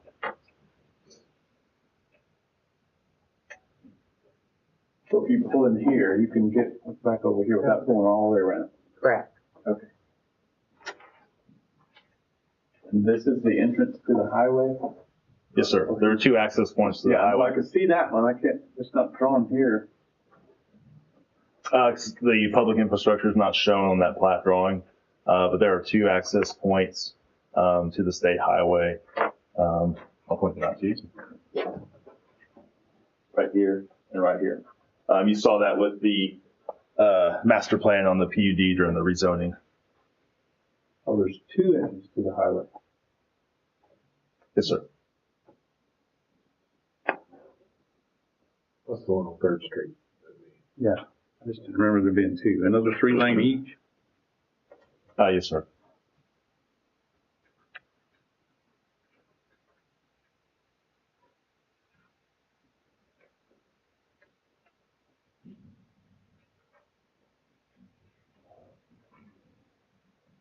Has the not a homeowners agreement, but the commercial owners agreement been drafted? Yes, it has, and it's provided to the city. Is it really good? I believe so. Maybe it'll affect Ken in there, will you? I don't know. I have no idea what it says. Has there been any discussion of like utilizing underground storage for the water at all? Or just this common area base? We did not. Maybe we had some general discussion about that because obviously our directive from the city is to try to maximize the land use of the site, right, to generate sales tax dollars with this being a city project. So that's the main driver of making the common area as small as possible, not providing excess storage for that type of reason. And so trying to balance the economy of what the public cost to the city is to develop this, you'll see that this is the most effective way. And using that natural topography, there would have to be a pretty good amount of embankment work done to do something like that anyway. Yeah. Without actually knowing, if you had a better sense of who the ultimate tenants are going to be and what their property needs are, that is typically when my experience has shown that to be the biggest benefit. That can change over time. Yes. Well, I'll throw out, I don't think the site will ever support underground storage of runoff, or contained storage.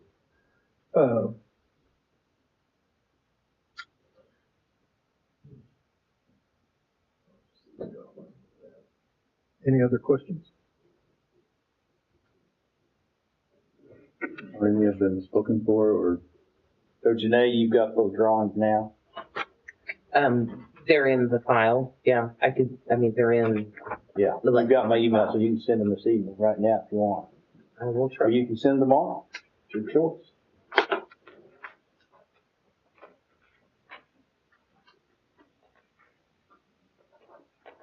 And Commissioner, just so you're aware, we plan to have all the comments addressed early next week from WSB, and we're providing an updated set. So you'll be seeing a second set. Thank you. Were any other comments to the drainage? Yes, sir.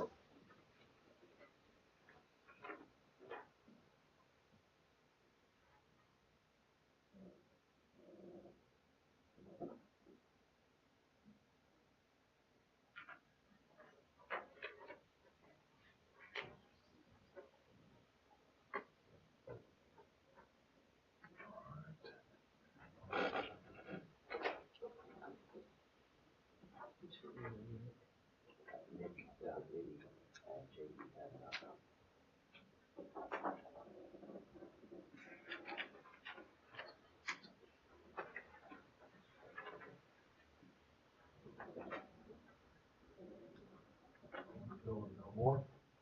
I'll make a motion that we recommend approval of the final plat of Town Center Plaza, PUD. Second. Motion in the second. All in favor signify with that raised hand. I think I'm going to stay. So is that a no or a? It has to be a no, right? Well, it's counted as a no, but you Yeah, didn't. that's what, no, I didn't say no. I said abstain. Okay. Yes, ma'am. It is approved.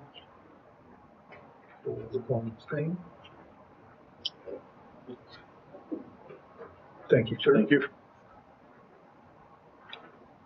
Item 18, the discussion possible action for ordinance amendment on ordinance amendment to section 153.007, exceptions to regulations, plating required that would allow an exception.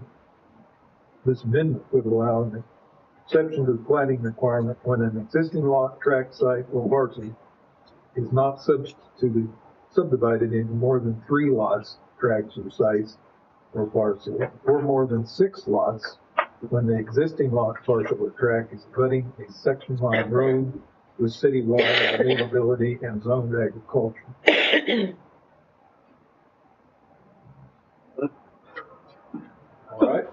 Yeah.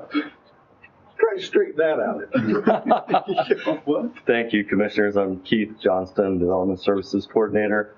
So the current language of Ordinance 153.007, just titled Exceptions to Regulations, Plating Required, allows the creation of no more than 3 lots, tracts, sites, or parcels, but it does not specifically address circumstances related to agricultural zone properties for the warranty deed, lot split, administrative approvals. So owners of agricultural properties within the city often desire to create parcels out of their land to convey to family members and others. The proposed amendment would allow the administrative approval of warranty deed lot splits when an existing agricultural zone lot, tract, site, or parcel abuts a section line and has water service availability. For this circumstance, the agricultural zone lot, tract, site, and parcel may be divided into up to 6 lots with a minimum of 5 acres each and must meet all other development regulations required. So in addition to that, staff is proposing to revise the language under 153.007 I3, and this just makes it consistent. The current language states that the platting or replatting may be required when the dedication of any street is involved. The revised language would state that the platting or replatting may be required if the dedication or abandonment or vacation of any street or any public easement is involved. So we're adding the easement portion to that section there. Planning staff supports and recommends approval of these ordinance amendments as it provides flexibility in creating smaller agricultural parcels, 5 acres minimum, from certain larger agricultural zone properties without a formal subdivision plat, provided the resulting agricultural parcels have existing access to a section line road and water service availability. Planning staff supports and recommends approval of the updated language for platting requirements to include the utility easement dedications. So I'm glad to take any questions. Why is, Where did this come from? What was the gestation of this movement? It's my understanding that staff has been receiving these requests from owners of large agricultural parcels, and they're asking to subdivide them in more than 3 lots.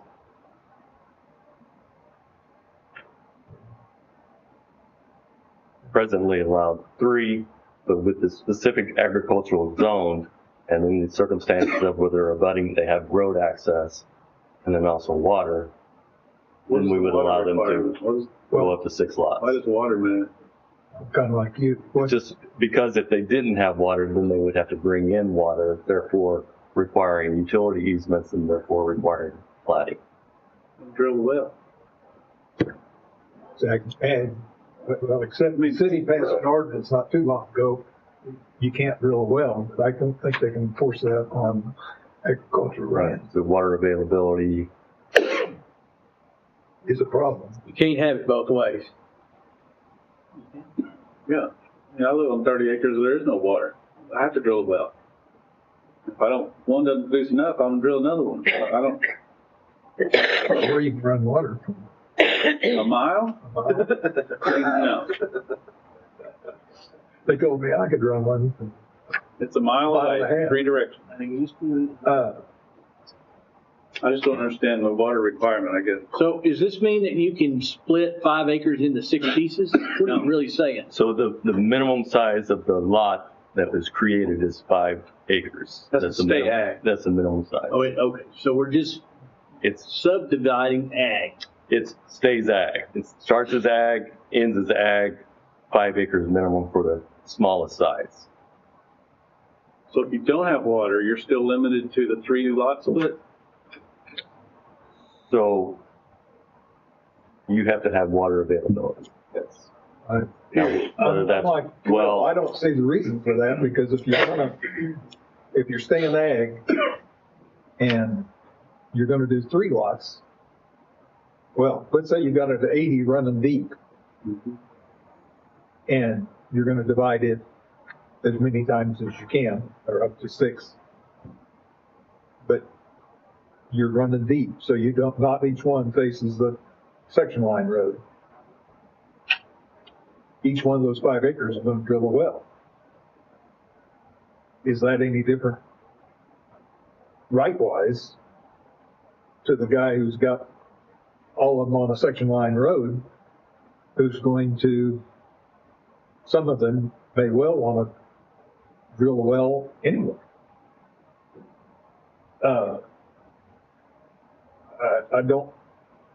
I wasn't in favor of, or I am not in favor of that added gotcha. If we're going to let some people divide ag land and ag land, ought to let everybody. And if the availability of water is really going to make it the practicality issue of whether they do this. But if your 80 runs the wrong way, or 30 or whatever, you shouldn't get penalized. If we're going to let them make the divisions, well, let them make the divisions. And as we rewrite this or write this,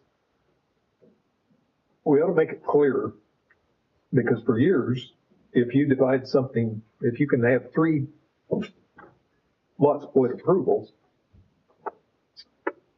you can take your 30 acres and divide it into 3/10s, or you can do 5, 5, 5, and 15. Create 3 lots right now, not 4. Yeah, but you really get 4 because you keep one title like it is. And that's always been, that has, since Janae has been a confusing issue of whether you can do that. But for years, your 3 lots, you end up with 4 lots with 3 lot split approvals because you got one that you didn't deed out, you didn't split. That's how I understand it. 3 splits. That's how we used to do it. No, it's not 3 splits, it's 3 parcels. That's very clear in the subdivision regulation. You can create 3 tracts, 3 parcels. Doesn't say 3 splits. Okay, that's fine. Okay, that's what that, just in my thought, I've always thought it that way. Yeah, I know. Split it 3 times. It is a little bit, because it looks like if I can create 3, that means I have 4, really. Right. And that's the way we've done it for years. It's 3, yeah. Well, I think it should be more. I agree with this. Just a little bit of background. The section line road and the having availability, that means you have the access and you're not creating a street through an easement, and yes, and so there are going to be some particular pieces of property, and we're willing to take your input on some of these things as far as water. It's not, we wanted to stay away from creating a minor subdivision and then having them create a street for their 6 lots and then having to come to. Well, that's what a private street's.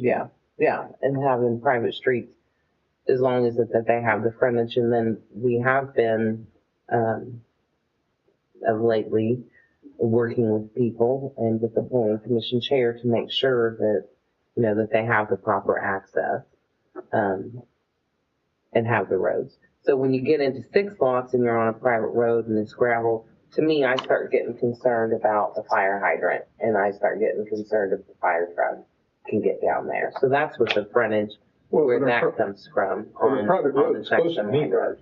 Well, that's only with 3 lots though, and now we're increasing it to 6.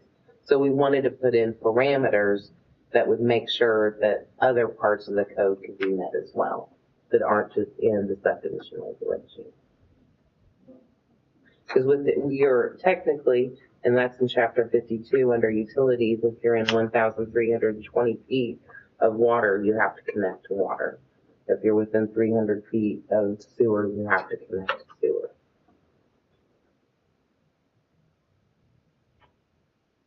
And those are big numbers. Mm-hmm. Goes a long way. Mm-hmm. Well, with the water's a long ways for the average person. To have your meter So that means that, so if you have to lay water lines, you got a plat. So if you're dedicating any public utility, or you're creating a road, potentially a public road, even with a private road, you're still going to have a utility easement. You still potentially could have a utility easement with that many lots. So what we're trying to do is to increase that from the 3 to the 6 lot allotment, meaning it already has to be zoned ag. We're not gonna do this for smaller, properties. This was intended for people that have large tracts of land, that have families. Most of that's on the east side of town. There's no water on the east side of town. That want to divide out. Huh? Or the west, to speak of.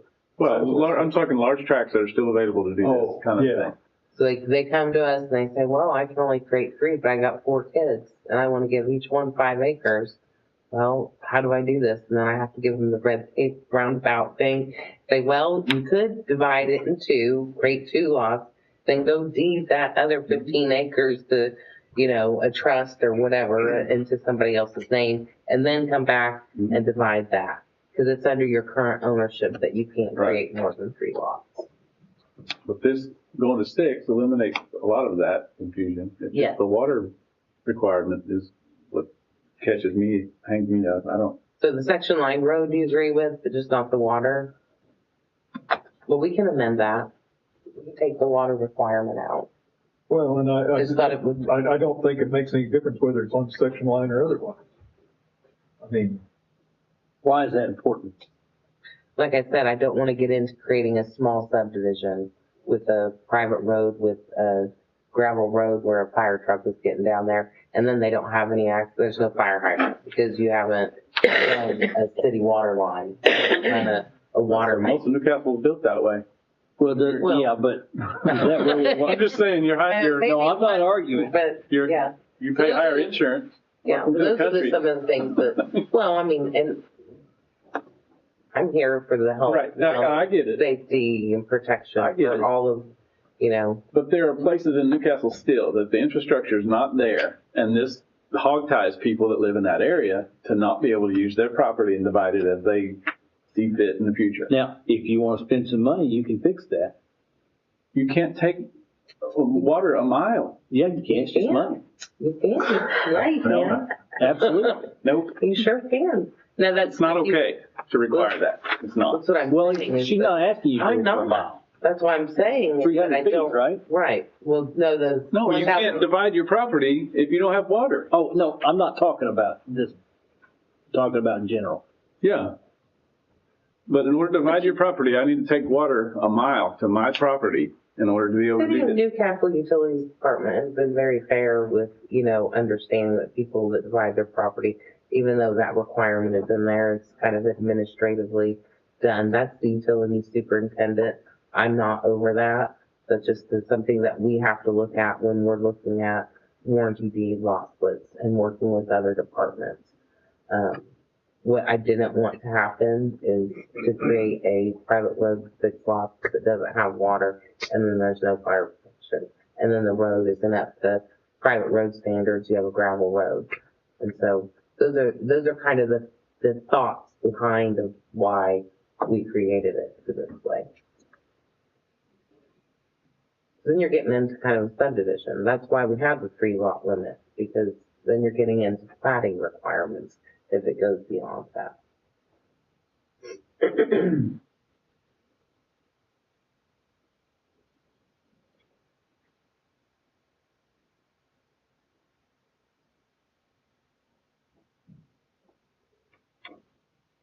But I understand if you want to take the water element out of it, 5 acres, you can get a well, And as you remember, we went through over on 8th Street, the substandard road, creation of 8 lots. It was only 8. And they all have to connect down at Country Club. This is where on the 8th? 8th Street, on the north side of Country Club. West side. Sorry, the west side of Country Club. And so they all have private service lines that connect at a meter. We went through council for the allowance of that. All the meters are on Country Club. All the meters are on Country Club. All of them have to run, and all have had to seek out, because they couldn't drill a well. There was no water. They went, I don't know how many. None available. None available. Then they hit it. But they couldn't get water. Well, I used to live on Highway 76, and my meter was at 76, and my water line's 1,500 feet to my house. Yeah. But That's water not was something available, I know. Yeah. But I could get water that way, and so that's what happened. Where I'm at now, there is no water.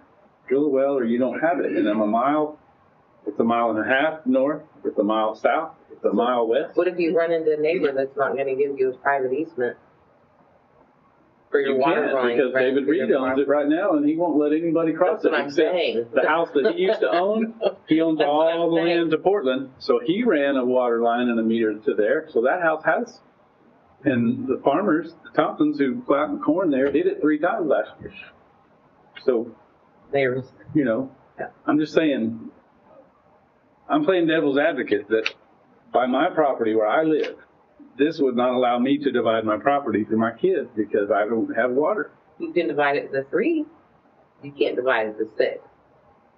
The 3 lot does not That was my change. question. Does that stay the same? That stays the same. I'm sorry for your, sorry. But I still don't agree that So, water should be a requirement. 3 can apply to any zone, they're on the street, they come in and they say, well, I've got this on this back portion, what do I need to do to divide this? Then staff works with them, well, you gotta have access, you have to have frontage. If you're have enough lot area, then you can go to ODQ and get a, well permit and an on-site, sewer permit, and like I said, we've worked with Gordon and worked with several different residents to make it to where they had an existing road that was really a driveway and they didn't have any frontage because it wasn't a public or private road, which that's a requirement in the ordinance. So we work with them to make it a private road and they get a new private street name and have to post that, and then they have frontage, So we try to work with citizens on their property and to everything that the ordinance will allow. Just like you guys have seen several times where people go in and divide off an acre, but yet is the zoned ag, and they have to come back, they come in for a building permit and don't have enough land area, and we're ending up trying to get it rezoned to an E2 because they only have an acre.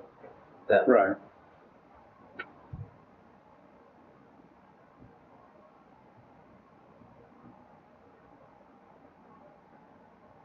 Yes, that's my only hang up is the water requirement. I get the logic. I don't know.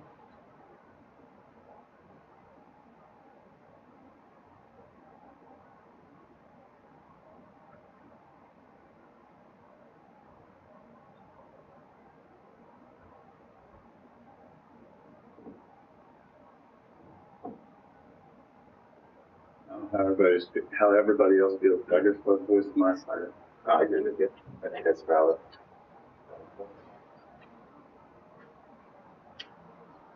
I'm still kind of hung up on the section line issue of it. I see Janae's point, not on private roads, but we've got private roads.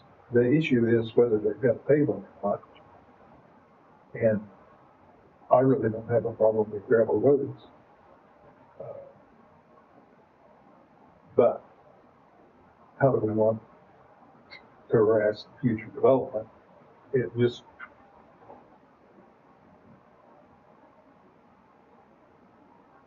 I'd just increase it to 6 straight across the board and go with it.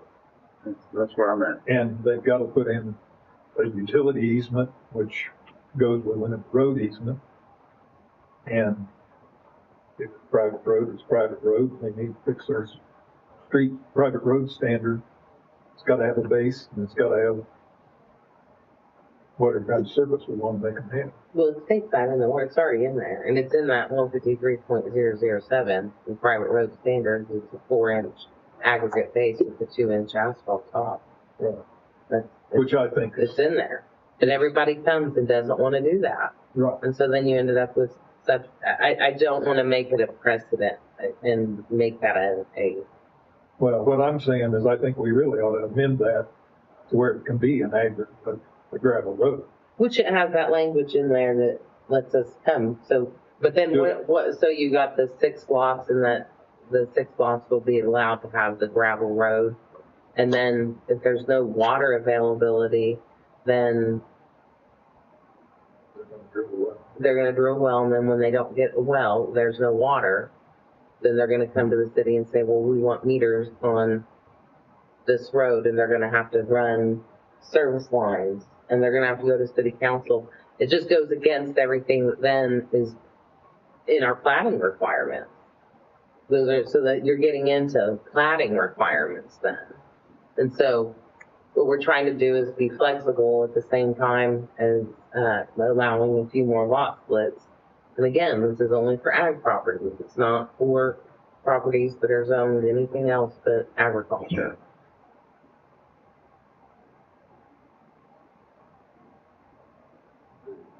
And it gets into that buyer beware a little bit. Because if you do, I mean, if it's for family members, then okay.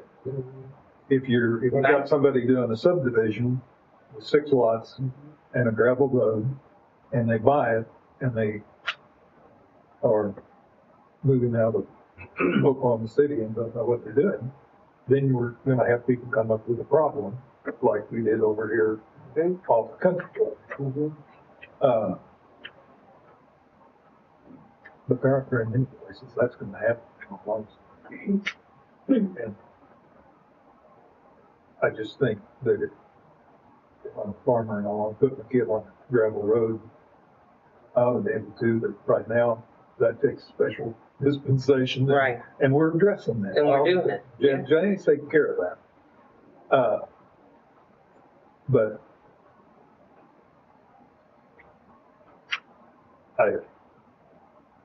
we haven't seen that. We haven't seen much of that.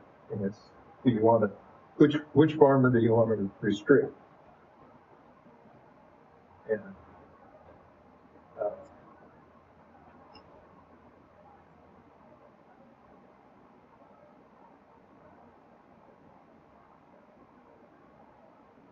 I don't know which ways to go. My temptation is, and what my reaction was, let's just go with 6 and let it be good for it, and we'll go on down the road.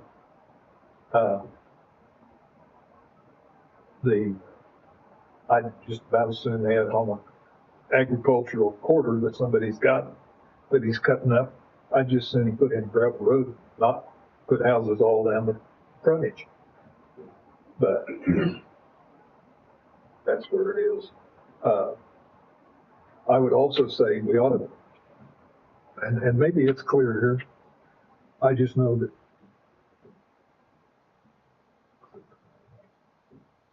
into more than 3 lots tax or site.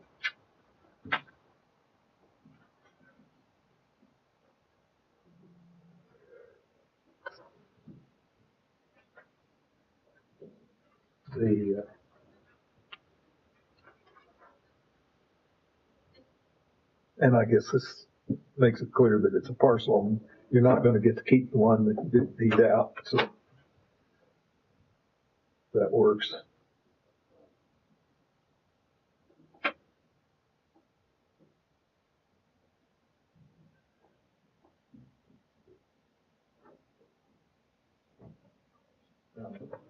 What does this do when you're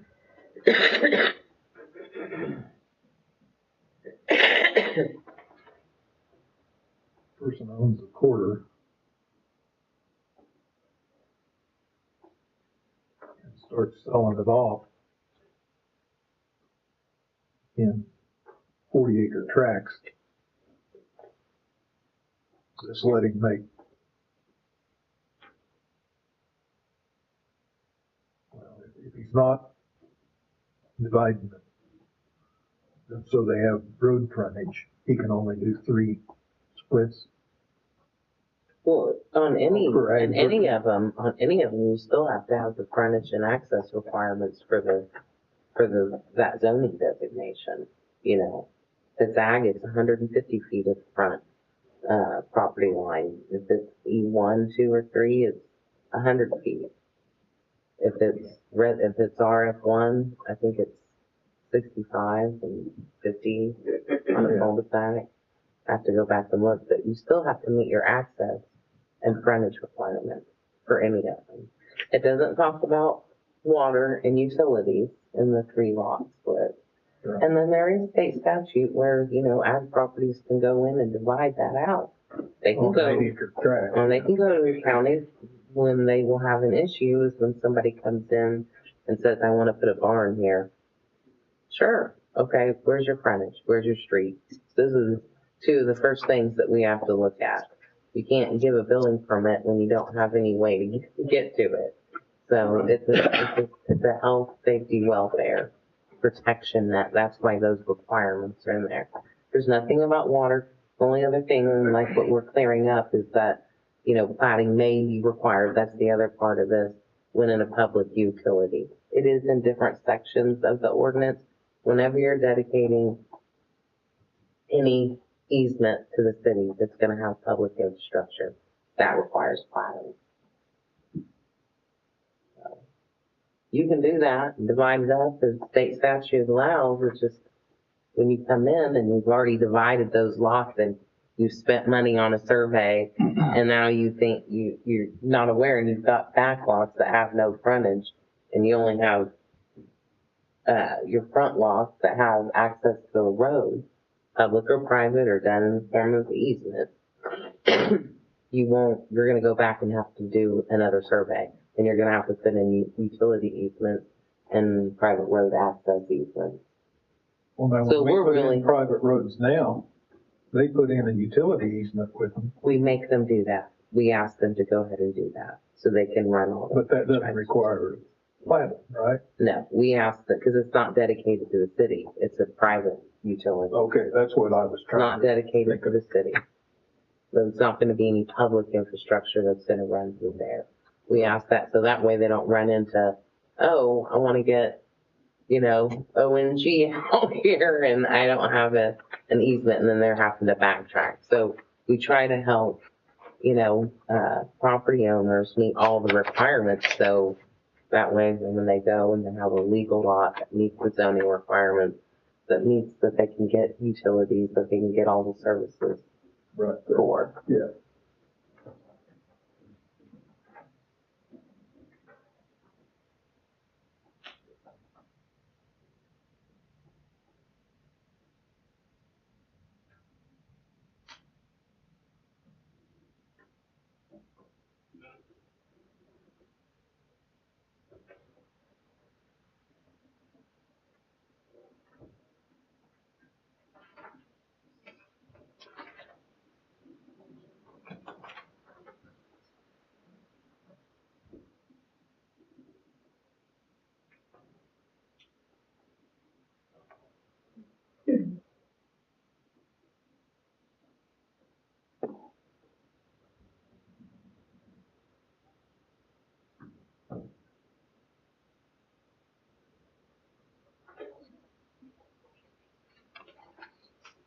Somebody figure out what we want to do.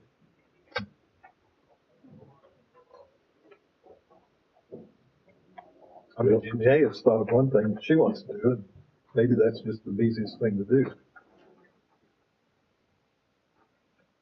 Well, you either table it or pass it with 6. That's what my opinion. That's 2 choices. Knock out the water. That's what I heard. Know what I heard around the table? To have 6, you've still got to be on a section line. That's what it says.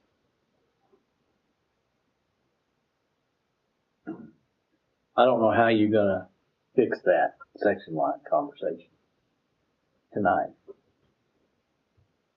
Yeah. Does that mean the property itself, all of those then have to be section line facing, right? Correct.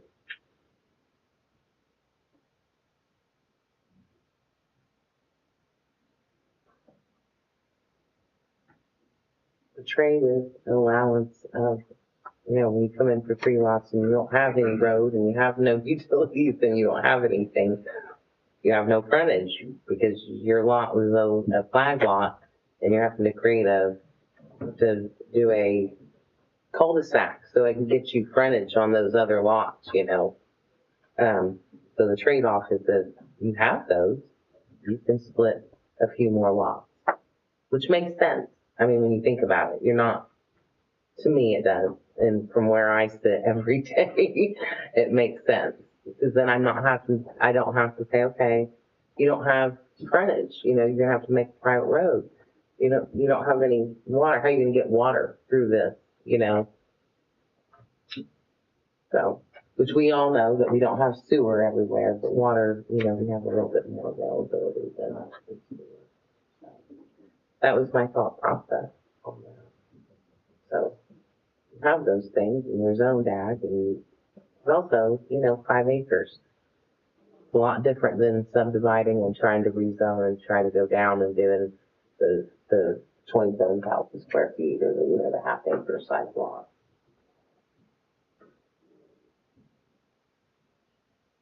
Nobody's gonna come out and buy the acreage and do a 6-lot split in ag with present prices.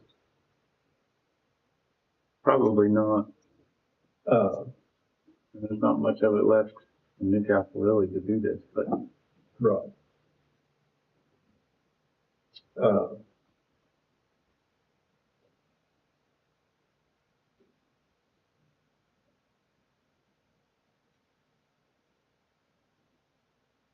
And if somebody wants to do it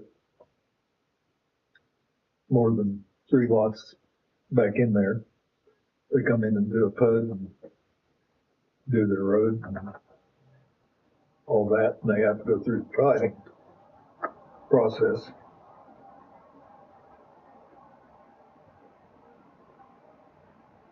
But they're gonna get caught up in that.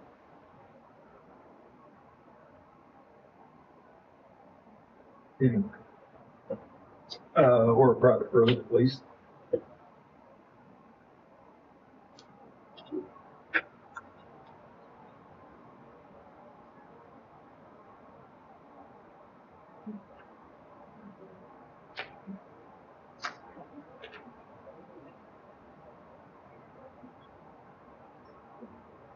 Well, I've just degenerated to the point where I don't think it makes any difference. I don't think it works.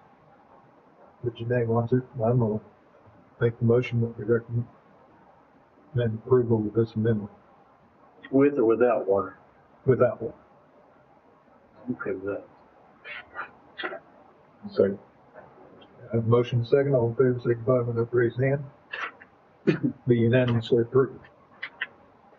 So we'll take out the with water. But we'll still keep, The it's gotta be on the second. section. Gotcha, okay. Thank you. Thank you.